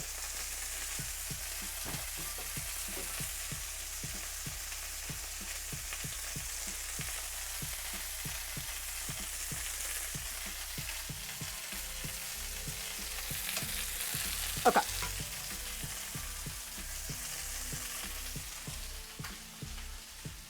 I'm pretty excited about it. Quite excited for the mushrooms, my friends. Okay. We want to try to get that fond really nicely developed on the bottom, all those little bits at the bottom. So, here's what I think. When I watch Adam, I watch somebody who treats cooking and food like a chore. I watch him cook, and there is no care and there is no attention to detail. I don't mind modifying recipes so they're easy, but the way that he cooks and the way that he encourages people to cook, he doesn't teach them how to be excited about it. He doesn't teach it in a way that makes it interesting. It's very product first. No, we're actually just going to be making a really, really beautiful chicken cooked in red wine, basically like almost like a pseudo stroganoff, almost, with leeks and some mushrooms. It's going to be delicious. Okay. Let's take a little peek at the meat now. Let's see how that crust has developed. To me, that's perfect. I don't want any more color on this chicken. We'll pull it out now. And I'm actually going to pull out that oil too. And you're going to see why. We're going to drain off that oil.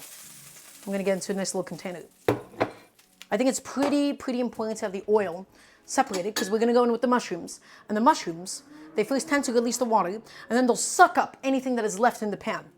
Okay? And then you end up getting, really oftentimes, quite the greasy mushroom. And so, I'm going to drain off the oil in a separate little vessel, because we'll just add plenty of oil later. That we need to finish off the dish. We'll get that pan nice and hot, and we're going to go in with the mushrooms and a nice little bit of water. Okay? Yes, I don't like some of the shortcuts that he does either. I agree. So, and it's okay guys, don't worry about the mushrooms. We're gonna go in with a little splash of water. We're looking to collapse the mushroom texture. They're going to release a bunch of liquid, they're gonna soak it up, and then we'll go in with the oil and the leeks again. Okay? So, a little splash of water at this stage is gonna do us some justice. Just like so.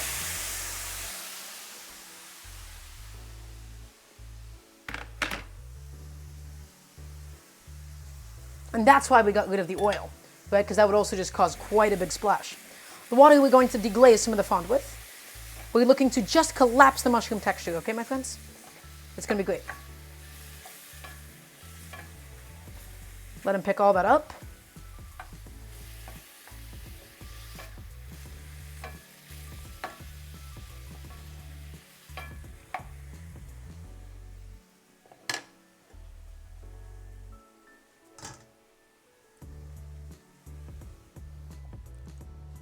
And we're gonna hit it with some salt.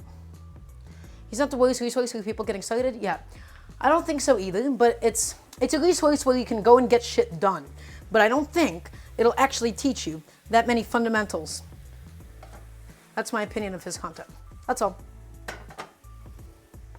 I want to get people excited about food. I want to get them excited about cooking. And whenever I watch him, it feels very like stressful, and the way he treats it is like a chore that he's just trying to be done with ASAP. Yeah, those sautéed leeks, so simple, even with just some salt, actually just perfect. They're literally so incredible.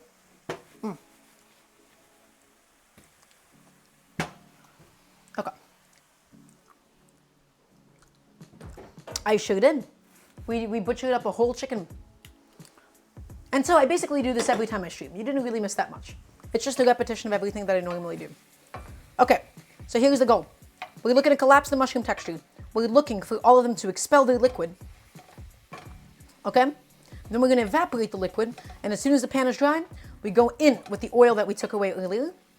Otherwise, it would have absorbed into the mushroom. Okay, lovely. Just like so. And you already see they've begun to shrink quite substantially. And all that needs to happen, we wait for that to do its thing. The water we have heating up for the Spaetzle.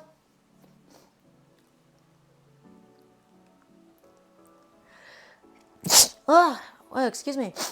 My apologies. I sneezed.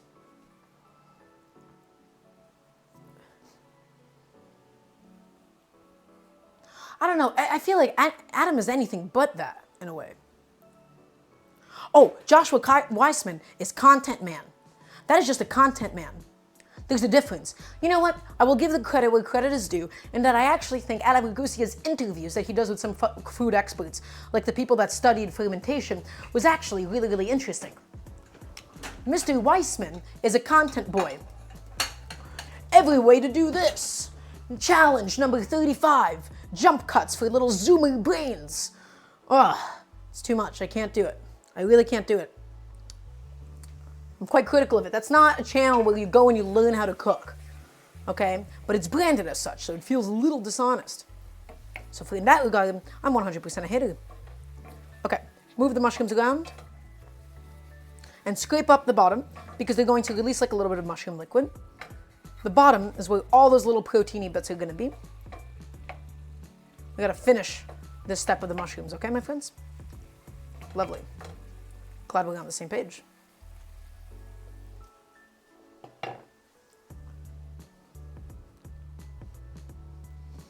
Oh, Guga. Oh, Guga. Used to be one of like the first guys really doing like sous vide content, and then became content boy. Food looks delicious so far. Excellent. I'm glad to hear it. Thank you. The tomatoes are sitting with the salt. I'm just getting and draining more of the liquid out. Again, I don't think this is gonna be much of a salad. It's just gonna be seasoned tomatoes with olive oil or something. Delicious. Okay, we'll do that for the April Fool's stream. How's that sound? We have to wait until then, so you're gonna have to be patient. But that's the one time that I'll do it. That sound good to you?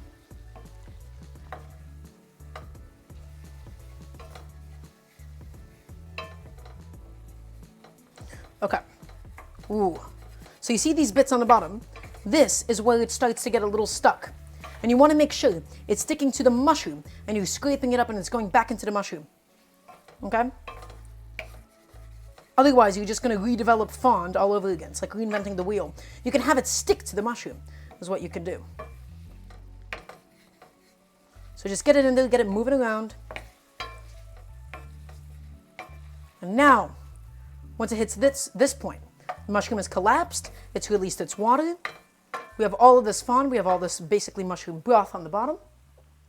And we'll go in with a bit of oil and the leeks. Yes, oh my God, Old Joshua was really, really exciting. Old Joshua is actually pretty incredible. I follow that chocolate cookie recipe still to this day. He had a really excellent one back then. It actually taught me a lot about cookies. He had this really, really old chocolate cookie video. It was actually pretty wonderful. I miss that video, man. I miss when his content was like that, and he was really teaching exciting things. But when you become Mr. Content Man, you gotta do little fucking Zoomer shit, dude. I don't like it. It's really, really upsetting. They were actually excellent sources of information at one point. Okay, so you can hear how the sound has changed. Now we go back in with the oil, because it's time to saute the mushrooms again. They finished the collapsing stage. All of it going in now. Okay? And now we'll also go in with the leeks simultaneously.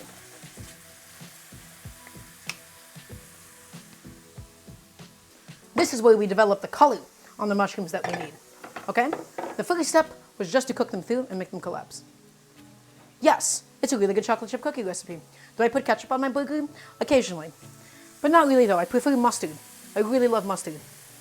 I love mustard mayonnaise based like secret sauces. I don't usually love ketchup because it's just really overpoweringly sweet half the time. Right? Okay. Now, we'll go ahead and pick all this up. And once again, toss it to combine. A little bit more difficult when you have a pan that's this heavy. But it all works out, doesn't it? Excellent. We're getting some color now developed. We've deglazed the pan. We're going to deglaze it one more time with the red wine. In just a moment. A generous amount of red wine. Right? Because we're basically building a red wine sauce. We're going to lower the heat just a touch because we did add the leeks. They are a little prone to burning, so you do want to be careful with them. Okay, that's done. Now, let's also work on our chicken really, really quickly, okay? It's not supposed to be cooked through. The chicken is just supposed to be at a point where we can slice it up, okay? La Russe Gastronomie, I have the book. In fact, we might just finish the chicken chopping process once I deglaze the whole business. Because I can already tell you that these leeks are going to be on the precipice of burning the whole damn time. So we're going to go in with the garlic soon enough. Yeah, I'll just chop up the chicken after I'm done with the sautéing stage. Getting a little bit of color developed now. So let's just go back there. Alright. This does have to be slightly babied, right? I could have actually, in retrospect, cut the leeks up a little bit bigger, but that's okay. That's quite all right. So, mushrooms, leek, and now the garlic. Really, really classic flavors. And we'll do some of the scallion whites too, for fun. One, and a nice handful of these scallions as well going in. Very allium-y, very oniony, but you know what? I love them. Can't get enough of them. You can't ever have too many leeks and onions and garlic. That is just the basis of a lot of beautiful flavor, isn't it?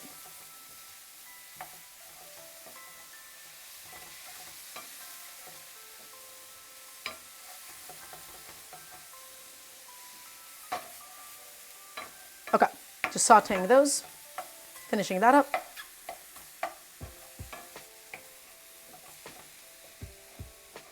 Really, really good color, really good flavor.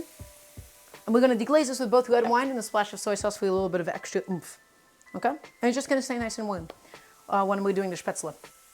So, red wine going in now. A generous amount. We're going to reduce all of this alongside some soy sauce. And I can actually still legally drink this on stream now because I am 21 now. I feel so old, guys. It's over for me. I don't feel old. It's fine. A little splash of this Filipino soy sauce because that's what I need to use up. And that's what I have on hand. Going in now. And again, it's not enough for us to taste it. It's just to be able to give it some oomph. I'm gonna do the same exact thing with some Worcestershire sauce. And the reason I really like Worcestershire in this, right? It's gonna make it a little bit more stroganoff-y, but I don't want it to be overwhelmingly so. So a couple of dashes, that's enough. That's actually plenty. We just want a hint of it, okay? That should be good. Mix this around. And now we're gonna reduce this bad boy. We're gonna have all of this just cooked down now.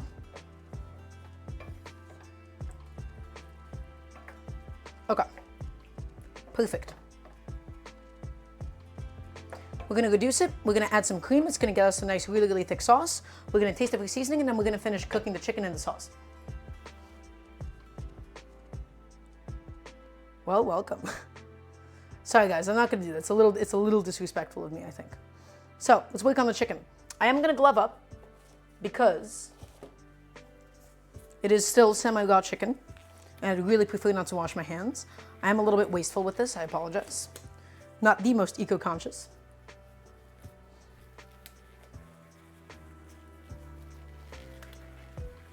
And then we might even finish it with butter. No, we're doing a cream finish, we don't need it. Okay, so first step, we're gonna get a separate plate, a separate little bowl, rather, or a plate is fine, for the chicken thighs, because we're gonna add the tenders and the breast at the same time, but the thighs we're gonna add first so it has a chance to cook a little bit more through. So, think about the pieces that you want. Actually, that is a cooked through thigh. I could literally just taste that. Mmm, delicious. Pretty wonderful. I am unfortunately, yeah, I'm gonna have to take the skin off. I already know what the texture of cooked chicken skin like this is. It's not gonna be crispy. We have to take it off, I'm afraid. That is actually a fully cooked chicken thigh though. That's really delicious. So chicken thigh is gonna get cut up into this one. Ah, such a tragedy to take off these. Man, again, this is not a raw piece of thigh. Mmm, man. That's good. Okay. See, that's a fully cooked thigh, my friends. The breasts are going to be the ones that aren't so much. All right. Ah, such a tragedy, set those aside. Oh well. Actually, I don't know. We'll see how cooked the breast is. Yeah, the breast is still a little pink inside, isn't it? Which is totally fine. We're just going to slice it up. Nice pieces like so. Look, I have alcohol intolerance. I think it actually is just like a medical thing. It's really, really bad. I got basically quite tipsy off a single glass, is what ended up happening. This is a problem I've just had for quite some time. Okay, that's that, and now the tenders are getting cut up. And these are just gonna be added in last. Lovely, that's it. That's the whole process, my friends. That's already done. This I'm gonna have to unfortunately discard. Oh well. I know I could, but I didn't want to. A little wasteful of me. It is just a little bit more effort than I was willing to do today. Okay, this is getting nice and syrupy. This is all cooking down. Beautiful, smells great. It smells like soy sauce and Worcestershire and all the wine that we put in. And then we're gonna add the cream and then the thighs. And then all of it is just gonna stay really nice and warm. I do wish I had some chicken stock or so, but it's okay.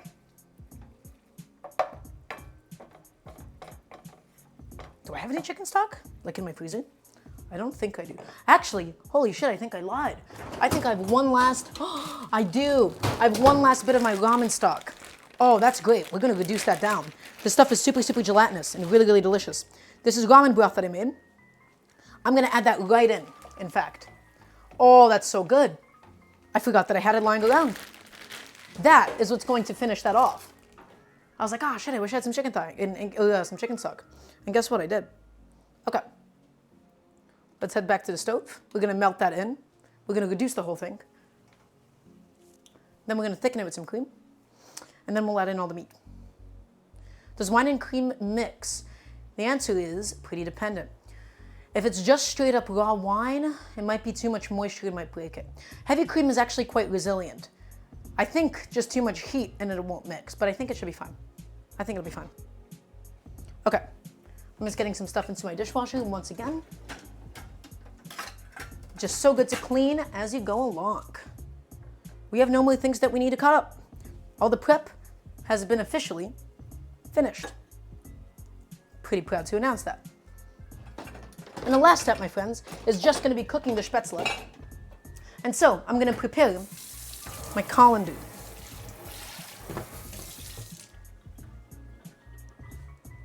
I'm going to prepare my colander. It's going to go into colander. It's going to go and be ready to go. Okay. Plate. Where's my colander? Also, this might be the best timed cooking stream that I've had thus far. This really might just be the best one. I think I've been busy the whole time and I've always had something to do and I've not been pressed for time. This is the best organization that we've had, which I'm pretty happy about. Okay. That's the ramen broth now dissolving, which was made with a bunch of leeks. The only off flavor is going to be a little bit of ginger, but I don't think it'll be too noticeable with all these other heavy flavors. Only thing is we might need to adjust is the amount of salt that we have going in. Okay. Just got to finish melting all that in. That looks phenomenal. In fact, at the moment, I will not need the tongs for anything, so I'm just actually going to put those away too. Get rid of them. They've served their purpose to me. Cleaning as I go, my friends. Actually, wait, I do need this plate, but no, not this plate. That is not a plate I'll need. Okay.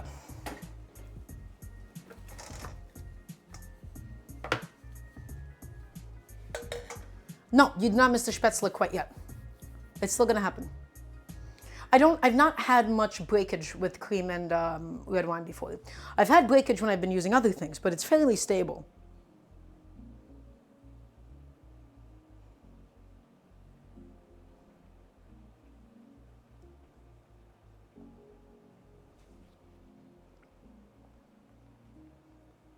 So the Spaetzle is still gonna happen. I'm just getting the meat done first.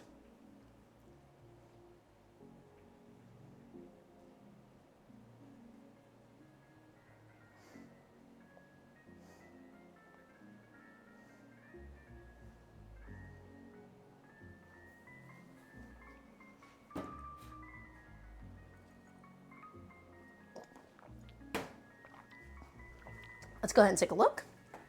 Yep, that's all dissolving just fine. We just gotta wait for this to happen. It won't be too long. Promise. And what's really nice about that ramen broth, that thing is so gelatinous. It is so ridiculously gelatinous. It's going to help thicken it just by that alone. The gelatin is gonna really help add a very nice viscosity, a really nice sheen to the whole thing. You can already see that it started to become that much more glossy over this process. That heat is cranked up, it is going. We're going to reduce all of this liquid down. And that is going to be the best possible sauce for that chicken that we have. It's going to be delicious. I'm really excited about it. Yes, yeah, you can bake the skin. What I should have done is I should have baked the skins on a sheet tray beforehand if I want to do a garnish with them. I am a little annoyed that I just threw them away like that. That was pretty shitty of me, all things considered. So that's going, my friends. Let's go ahead and take a look at the station that we have set up, okay? So, where's my stove shot? There we go. So this, we'll do the other camera. This is my spider. This is a really nice tool to have. A spider is basically a strainer on a stick, and it is the best possible tool that you can use to remove anything, especially things that are like pasta shaped or dumpling shaped. This is what people typically use for the job. I want you guys to notice the difference. This is the Chad spider versus the beta, whatever the fuck this is. This is what most people have and this is what most people use. This, look at how much it can actually contain. Look at how much it can contain. As a result, you have to do fewer fishes to get everything that you need out of it. If you're blanching vegetables, you know what that means. You're gonna have some stuff that doesn't overcook. If you do this, this is going to take 3 times as many scoops to get everything out. Well, 21 rather. Yes, everybody's usually, so here's the thing. I don't look like I'm 21. I look too young, and I don't like that. But I have the experience because I've been cooking for 15 years. I've been cooking for most of my life. And I've been in the food sphere for a very long time. I've learned how to critique things, and I've learned how to tear them apart, and I've learned how to build up my own theory. So yeah, people are often impressed, and you know what? It makes me feel good about myself. I like the validation. Okay, so again, a spider. This is an essential tool. Throw this shit away. I mean, sometimes this is useful. Throw it away though. Get this. Get this. $5, $10, whatever. Go to a restaurant supply store, get it on Amazon. I don't care. This is what you want. This is essential. I literally cannot go without this anymore. If you have this tool, you have to do 10 times as many batches to try and take something out. Let's say you're cooking some vegetables. Let's say you're making some broccoli and you have it in water. You use this, and by the time you get to that last broccoli, it's cooked for twice as long as the first one. This gets it done. The spider gets it done, my friends. Okay? You know what I should have? You can do Amazon affiliated links. And I can do that for some equipment before. I would love to get sponsored by some sort of a brand that I really, really respect. I will never take a sponsorship from a brand that I would never use myself. It'd be really cool if I could get sponsored by like a really nice, reputable cookware brand. But imagine the Staub sponsorship. Imagine the Le Creuset sponsorship, my friends. That would just be kind of crazy. Okay, and you can see already. Look at it bubbling away. Look at the fact that the bubbles are staying. That is from two things. That is from the reduced red wine, which adds this really nice viscosity, this really nice sheen, and it's from that really, really gelatinous ramen broth that we have, my friends. Okay? That's what that's from. And now I'm going to taste it, and you can see, if I were to dip something in, it's already starting to glaze the back of the spoon, but not totally. I'm just tasting it now. That is full of flavor. That's what that is. That is gorgeous. That is actually just gorgeous. Okay, you really want to make sure that you're scraping up the sides though. You don't want any of them to be stuck on there. It's going to make your cleaning process harder, and that's how we keep the whole thing really nice and thick. Okay, that's how we keep all the flavor inside. It's basically roasting on the sides of the pan, and we're scraping it back in. It's a marginal difference, but it's definitely noticeable when it stacks up over time. So we're almost at the desired texture that we want. Gonna get it a little bit thicker. And then we'll go in with the cream. Okay? We'll go in with the cream. Get it all perfect. OXO has some decent stuff. It has some not so decent stuff. It's like any other cookware brand.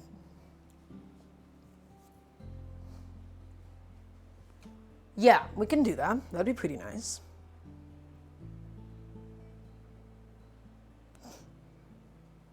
That'd be actually pretty cool, I think.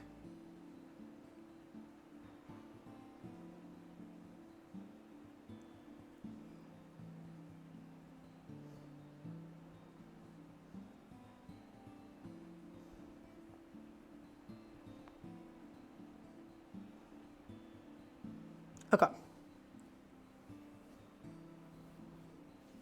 That should be perfect now. Because again, the heavy cream is going to help it out a little bit more. And we don't want this too thick. And you can see that the lines that we drag through it are remaining. We're going to tone down that heat. We don't need a super high boil. Because you got to remember that it has a potential to split and damage the cream. We don't want that. That is perfect, my friends. That looks gorgeous, is what that looks like. Scraping up those sides yet again. And now a generous amount of cream. Generous. Tone down that heat. Oh, I didn't open this container. Oh no.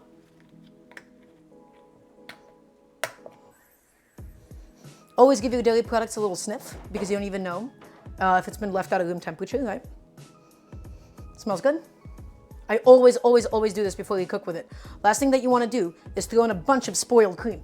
Okay? And now, this is where people mess up. They put in the cream and then they're like, okay, cool, we added the cream and it's done. In order to get the thickening properties of the cream, you need to reduce it. It's going to take a little bit of time. And so, it is during this that we go ahead and we add the chicken. First step is going to be the thigh. You know what? We can do all of it at once. We can actually do all of it at once because the breast does need to catch up a little bit to the thigh. The breast is the least done part. It was the thickest part, right? So we'll just do all of it now.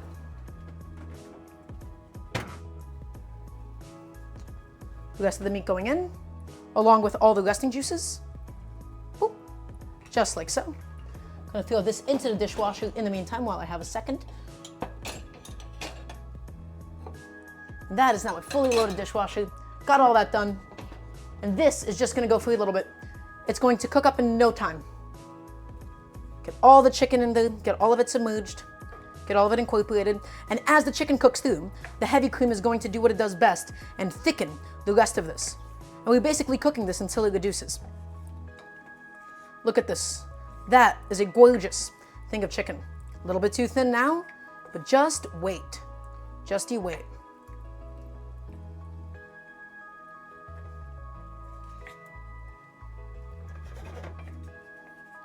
Perfect. And now we're just gonna let that do its thing, okay? We're gonna mix it around often. And again, the chicken should remain quite juicy because we did do a brine beforehand. We did that dry brine, it'll be perfect. Now, I really should try to get a different window where I have this camera, the front camera, but below so I could show you guys that pond a little bit more. I should definitely play around with my format and see what I can do for y'all. Because I really would love to show this off better, but it's kind of tricky at the moment, isn't it? You know what? I'm gonna actually set this aside. That's what I'm gonna do. We're going to switch the pans around, is what I'm gonna do. This is gonna go here. My big old cauldron of water. Crank that heat up, get that back to a boil now. The chicken, I'm going to place over here. I'm gonna get that cooking, okay? That is a much better arrangement, IMO, because I'm gonna do the Spaetzle now. The Spaetzle, and it's gonna go into the pan. Ooh, and let's get my compound butter out too. This beautiful, gorgeous stuff is why I'm making the stream today. Okay, I think we can begin. Everybody, we have our station ready. We have the spider. We have the colander. We have the Spaetzle tool. I think it's time for us to go. You ready for this? So, first step, all this water, we're going to need to hit it with a bunch of salt. Because remember, most of the salt is going to remain in the water and not on the Spaetzle itself.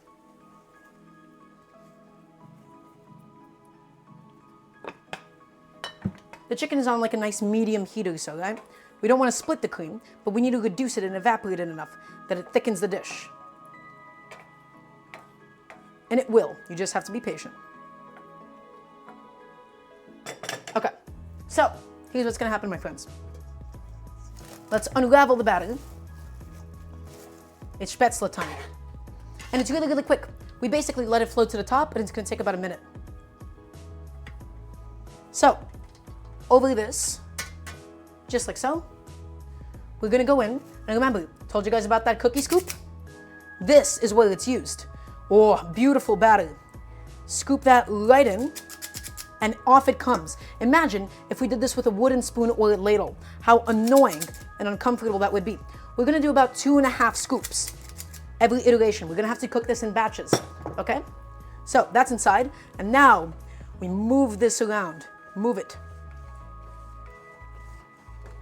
Just like this.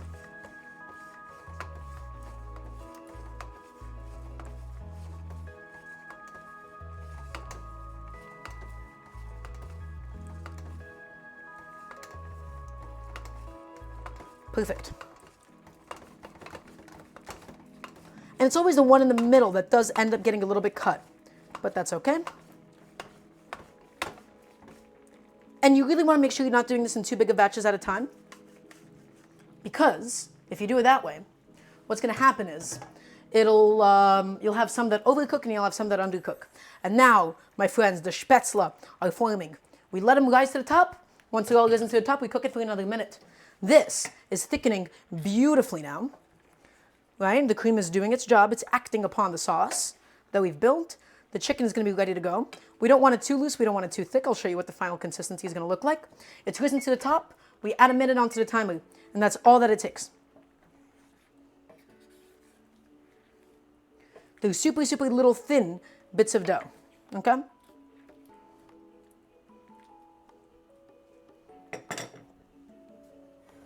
And we're going to bring it up to a boil after every single batch. Look at them. Look at these things. Aren't they pretty? I think they're really cute. They're cooking up. They're cooking along. They look excellent. They've got a really, really good length to them. And they're really going to be nice and chewy, is what they are. And once all of them are cooked, we'll preheat the pan with the leeks in it. We'll get that going again, and we'll throw in that with the compound butter.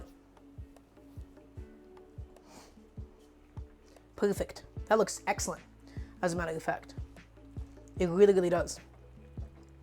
We're going to go ahead and just drain off a couple, and we're going to taste it. It's going to cook a little bit more still, but I do want to taste it right now because I'm A, impatient, B, I just want to see if the texture is right. Lovely. We'll give it another 30 seconds because I'm still getting a hint of a raw floury taste in there, okay?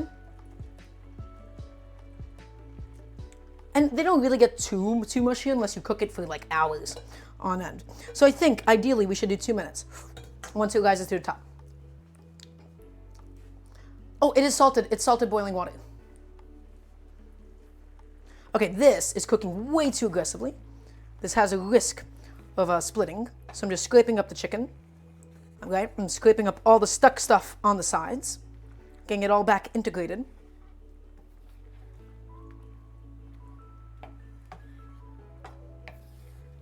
Okay. That should now be perfect. That's totally fine. Again, doesn't have to be too precise. It's going to cook a little bit more in the pan, but not significantly. So, look at this beautiful spider. Look how nice it is. Look how easy it is to just take everything off in one fell swoop, just like so. Isn't this great? I think it's pretty great. It is a miraculous invention. And it just lets you easily scoop everything off. I'm trying my best not to touch the pan because this is an enamel nonstick pan. Okay, great. That's done its job. We're gonna go in with the next batch. So we take this, we bring this back up to a rolling boil, hit it with a lid for a second, and then we're doing about 3 scoops per batch of dough, that is, of batter. Oh, the chicken looks excellent. Really beautiful color on it. Yeah, we're not gonna do like a crazy salad. We're just gonna eat some seasoned tomatoes with scallions on top, and it'll be fine. And now I'm just making sure I'm draining out the liquid over the sink, okay? You don't want any of it remaining. It's gonna continue to cook the Spaetzle. Man, that is lovely. That is so delicious. Really, really simple stuff. And it's just genuinely like a blank canvas to do so many exciting things with. Okay. Chicken is cooking up. I think I should have reduced everything first before I added the meat. I'm running the risk of drying out my tenders and breast, but it was brine, but even that can only do so much, you know? Okay. That is now back to a rolling boil. Let's go in with the next batch, shall we? So back on my little contraption goes. Whoop, it's quite hot. 3 big old scoops. 1, 2, and 3. And then the rest of it we'll just clean up after. And now let's go in with all of my lovely little Spaetzle dough.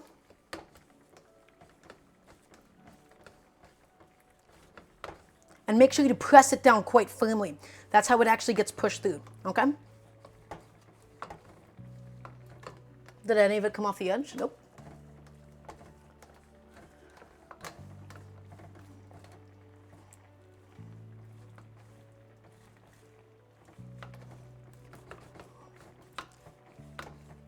Okay, that looks great. The holes are coming out clean. So that is done. We have one last batch to go after this. So we're just gonna move this around. We're gonna wait for all of it to float to the top. There's a lot of Spaetzle. And then it's gonna cook for about 2 minutes. How was the birthday trip? It was for work. That was a work trip. I went to BCX, the Brawlhalla World Championships. But it was lovely. I had a great time. It really was like a vacation. I got to go see my best friend. I got to go hang out. I got to commentate some amazing matches. I had some lovely photos taken of me. It was really a good time, honestly. Ooh. The chicken looks wonderful, my friends. Okay, that has risen to the top. 2 minutes, starting now. Again, people say you can take it off when it rises to the top, but I have a feeling that the flour actually doesn't fully cook through if you do that, because I keep getting a raw flour taste every time that happens. So I really don't believe people, is what I'm trying to say. People tend to lie. Oh man, dude, the Spaetzle.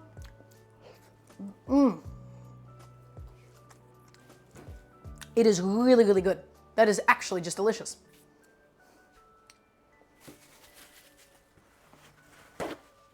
That is wonderful.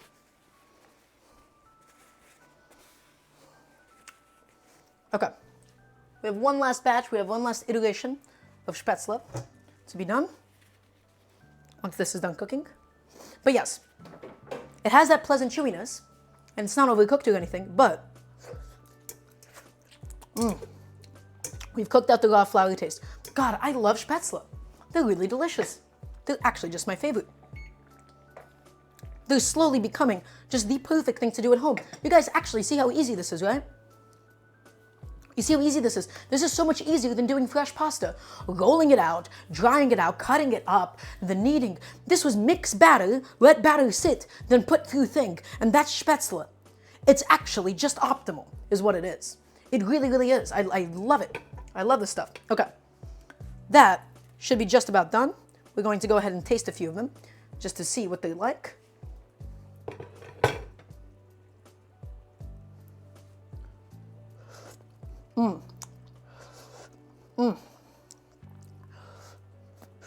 Okay, we'll give them the rest of the 15 seconds. It is actually just kitchen min-maxing. I really think this is a lot easier to do at home than fresh pasta. And again, do what you want and do whatever you think is most fun. I just think this is optimal. That's all. If you had to choose between two. These do everything for me that I've ever wanted fresh pasta to do at home.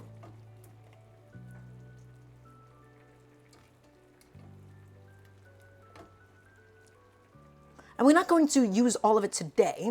I'm going to have some of it in my fridge. It does hold in the fridge quite well. A lot of really tasty stuff you can do with it. Okay. Ooh, this is all getting quite heavy. Oh, that's heavy. Okay. Here, we'll scoop out the rest of this. Make sure none of this goes to waste. None of it gets overcooked. Lovely. All right. Last one coming on up. Just going to go ahead and get that back up to a boil. I'm going to wipe down my station.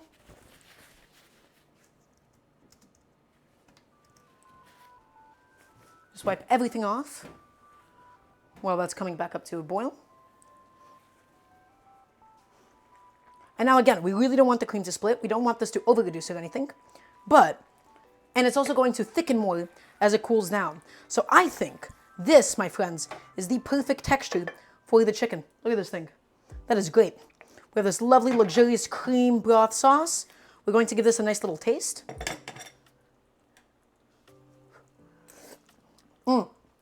Oh, that's good. That is good. That is done.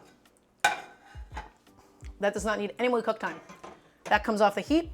We're going to get the leeks back onto the heat. Okay. Last iteration. Let's go. This is the victory lap. This goes back on for just a moment. And now I'm just making sure I'm using up the rest of this batter so none of it goes to waste now.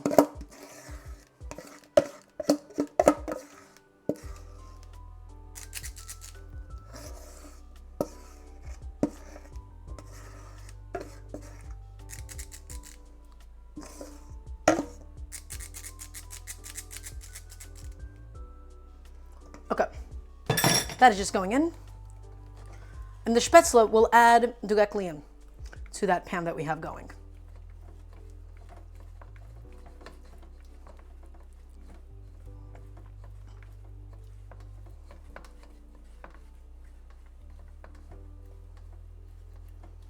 Okay, that is done. That is perfect. Okay, did I drop more? I did drop more. I'm gonna go ahead and clean this up. These little bits of dry dough that we have. And that's just gonna come up to a boil again. It's gonna do its thing. In the meantime, we are gonna go into this pan of leeks that we have. And a couple of big spoonfuls of all of my gorgeous Spaetzle. That is plenty for today. I don't need more than that. We're gonna get some good color on it, is what we're gonna do. Okay? Leeks, move them through, mix them around the Spaetzle. We're gonna get that compound butter ready too. We're gonna cook up and fry up the compound butter to finish off the cooking process. Ah, this is gorgeous. I don't really care too much about this remaining batch of Spaetzle because we're basically done with all of it, right?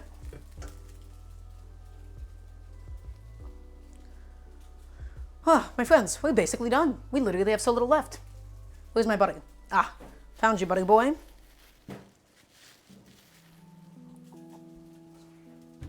That is gonna go in now. We want a nice, big chunk of butter, okay? For all of that to fry in. We don't want too much because, again, there is some oil and the sauce has plenty of heavy cream in it. So we don't want anything ridiculously rich or anything, but this will do the job just fine. All the leeks, the Spaetzle, the compound butter, which has some lemon, has some thyme, and has some black pepper. Really gorgeous stuff. Is what that is. We're just gonna heat all this stuff back through. That Spaetzle is gonna take a minute. The one that's currently there, that's the last batch of it. Oh, guys, this is gorgeous. We're going to have an actually excellent meal today. I'm really, really excited about it.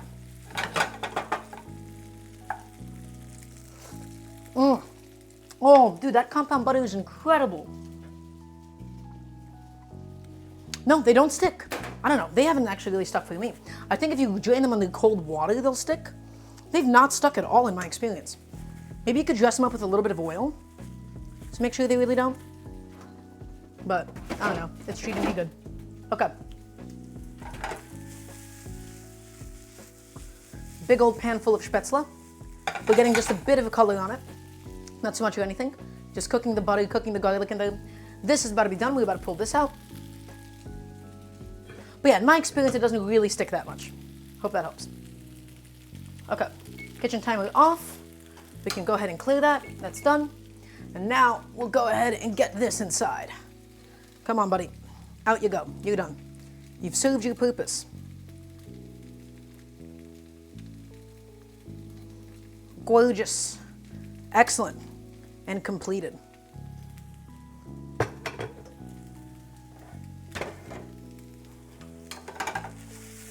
My friends, we have finished cooking. I'm not looking for like really, really crispy Spaetzle. That is perfect. That is perfect. The chicken is done. You know what that means? It is time for you and me to plate all of this up. Ooh, I have all of the stuck dough. Ah, that's gonna be annoying to clean later. Ah, I'm so excited. Dude, this is gonna be so good. This is actually gonna be perfect. My friends, let's plate. Let us plate.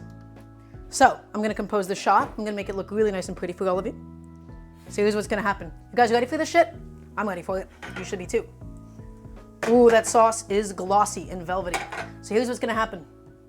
First step. Nice big old plate of Spaetzle, cooked in that homemade compound butter and leeks. You want plenty of it.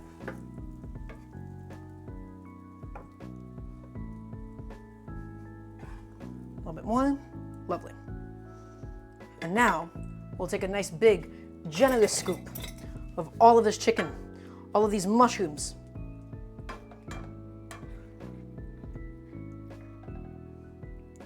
All that going in to this plate.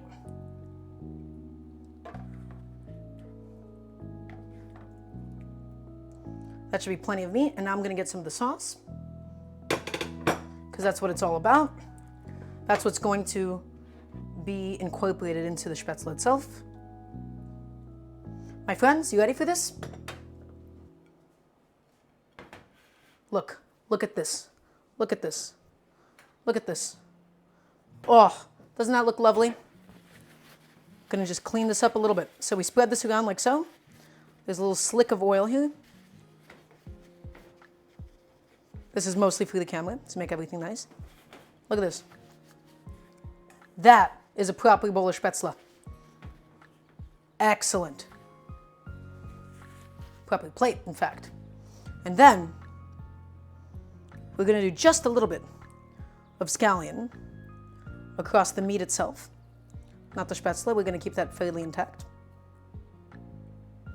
Just like so. Look at that.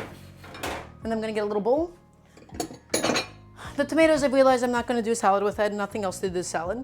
So these seasoned tomatoes, I'm just going to have in a bowl with some scallions on top and call it a day. That I'm just going to eat by itself because I think it'll be a nice side. My friends, we have finished. We have finished. This is it. This is my Spaetzle. So the Spaetzle we made, very, very basic batter. We had this gorgeous compound butter that we made ourselves with garlic, with lemon zest, with thyme.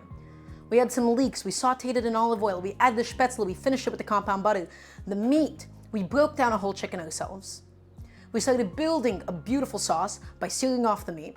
Then we cooked some mushrooms in there, cooked the rest of the leeks, cooked some scallion whites, finished it off with a little bit of soy sauce, a little bit of Worcestershire sauce, deglazed it with red wine, added in the homemade ramen broth, super, super gelatinous, really, really thick and delicious, finished it off with cream, added back in the chicken once we've cooked it and we've sliced it up.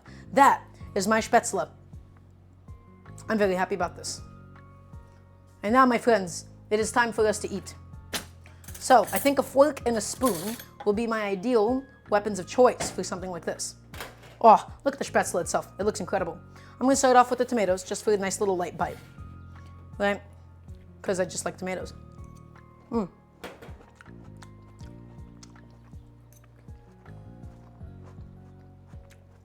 It's a salted tomato. It's great. I don't care about it. Get it out of here. Now, let's do some of this. Spoon in hand. Get a nice little scoop of Spaetzle with some of the sauce.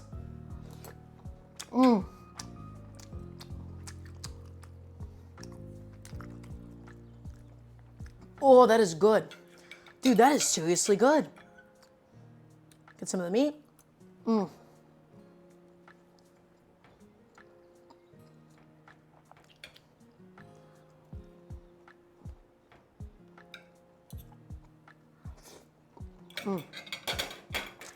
So here's my notes. That chicken was cooked way too long in the sauce. I should have reduced and thickened the sauce first and then finished with the chicken. That was my one mistake. Otherwise, this is perfect. That is actually incredible. Now let's get some of the chicken and the Spaetzle.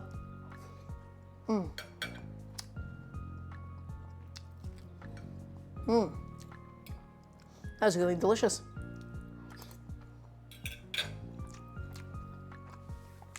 Guys, questions, comments, concerns, anything that you want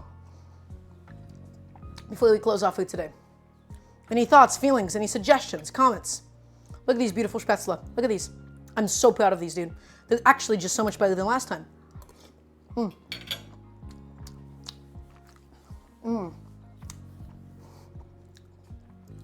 Honestly, this doesn't even need the meat. The sauce itself is just perfect. If I serve this mushroom sauce,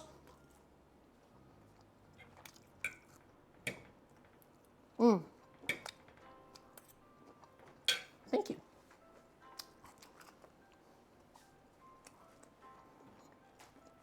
Oh, you absolutely can. It'll taste like lau gan ma with noodles.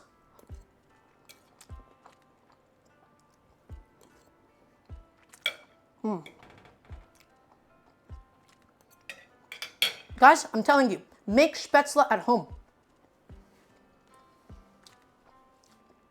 It's really, really easy. It is actually so easy. You make the batter. The only thing is you're going to need a special tool for it. It costs 20 bucks. You will have basically the equivalent of fresh pasta at your disposal constantly. You make the batter, you have boiling water, you put it in, bam, and then you make other stuff to go along with it. You can even eat it by itself. You can make mac and cheese with it. Spaetzle is such a good dish to have in your arsenal.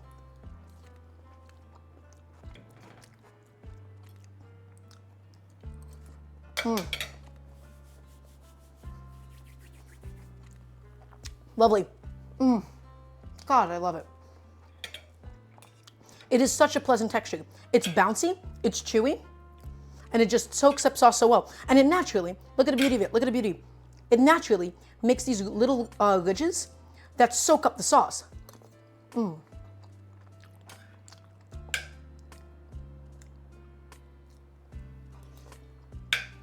That's really inefficient though, because you'll get some overcooked pieces. It's like 1 by 1. And it's a slightly different texture. I really like this texture though. But look at these beautiful little like worms of dough,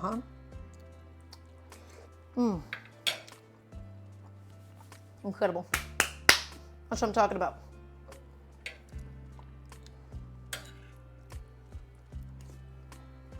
Honestly, do this without the meat. Let's do mushrooms. I really like this as a standalone dish with like a mushroom cream sauce. Vegetarian but not vegan, but oh, it's actually great.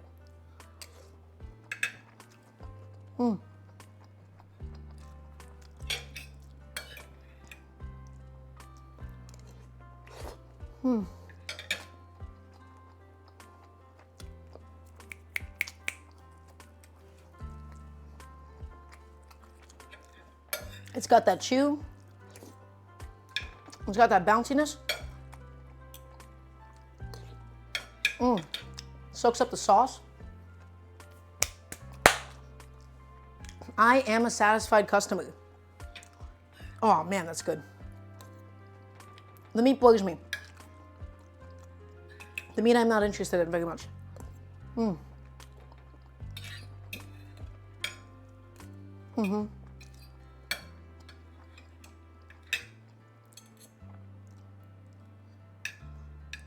What'd you say? Biftek? Bisatek? Whoa, it's lovely.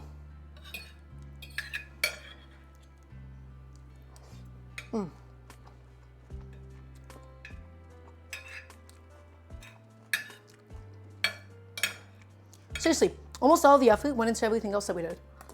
The leeks. That is just going to become a regular of mine. I thought you were trying to say steak in Russian, which is like biftek, beef sticks.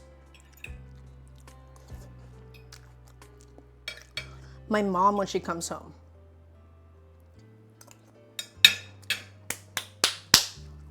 That's what I'm talking about. I'll eat the last piece of meat only because I have to, but gorgeous, actually gorgeous. I love Spaetzle. I actually just love Spaetzle to death. Okay.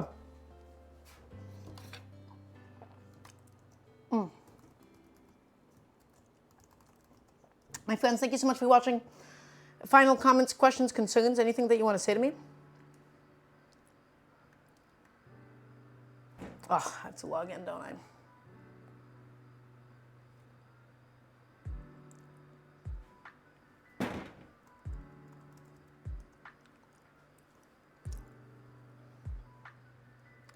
Okay.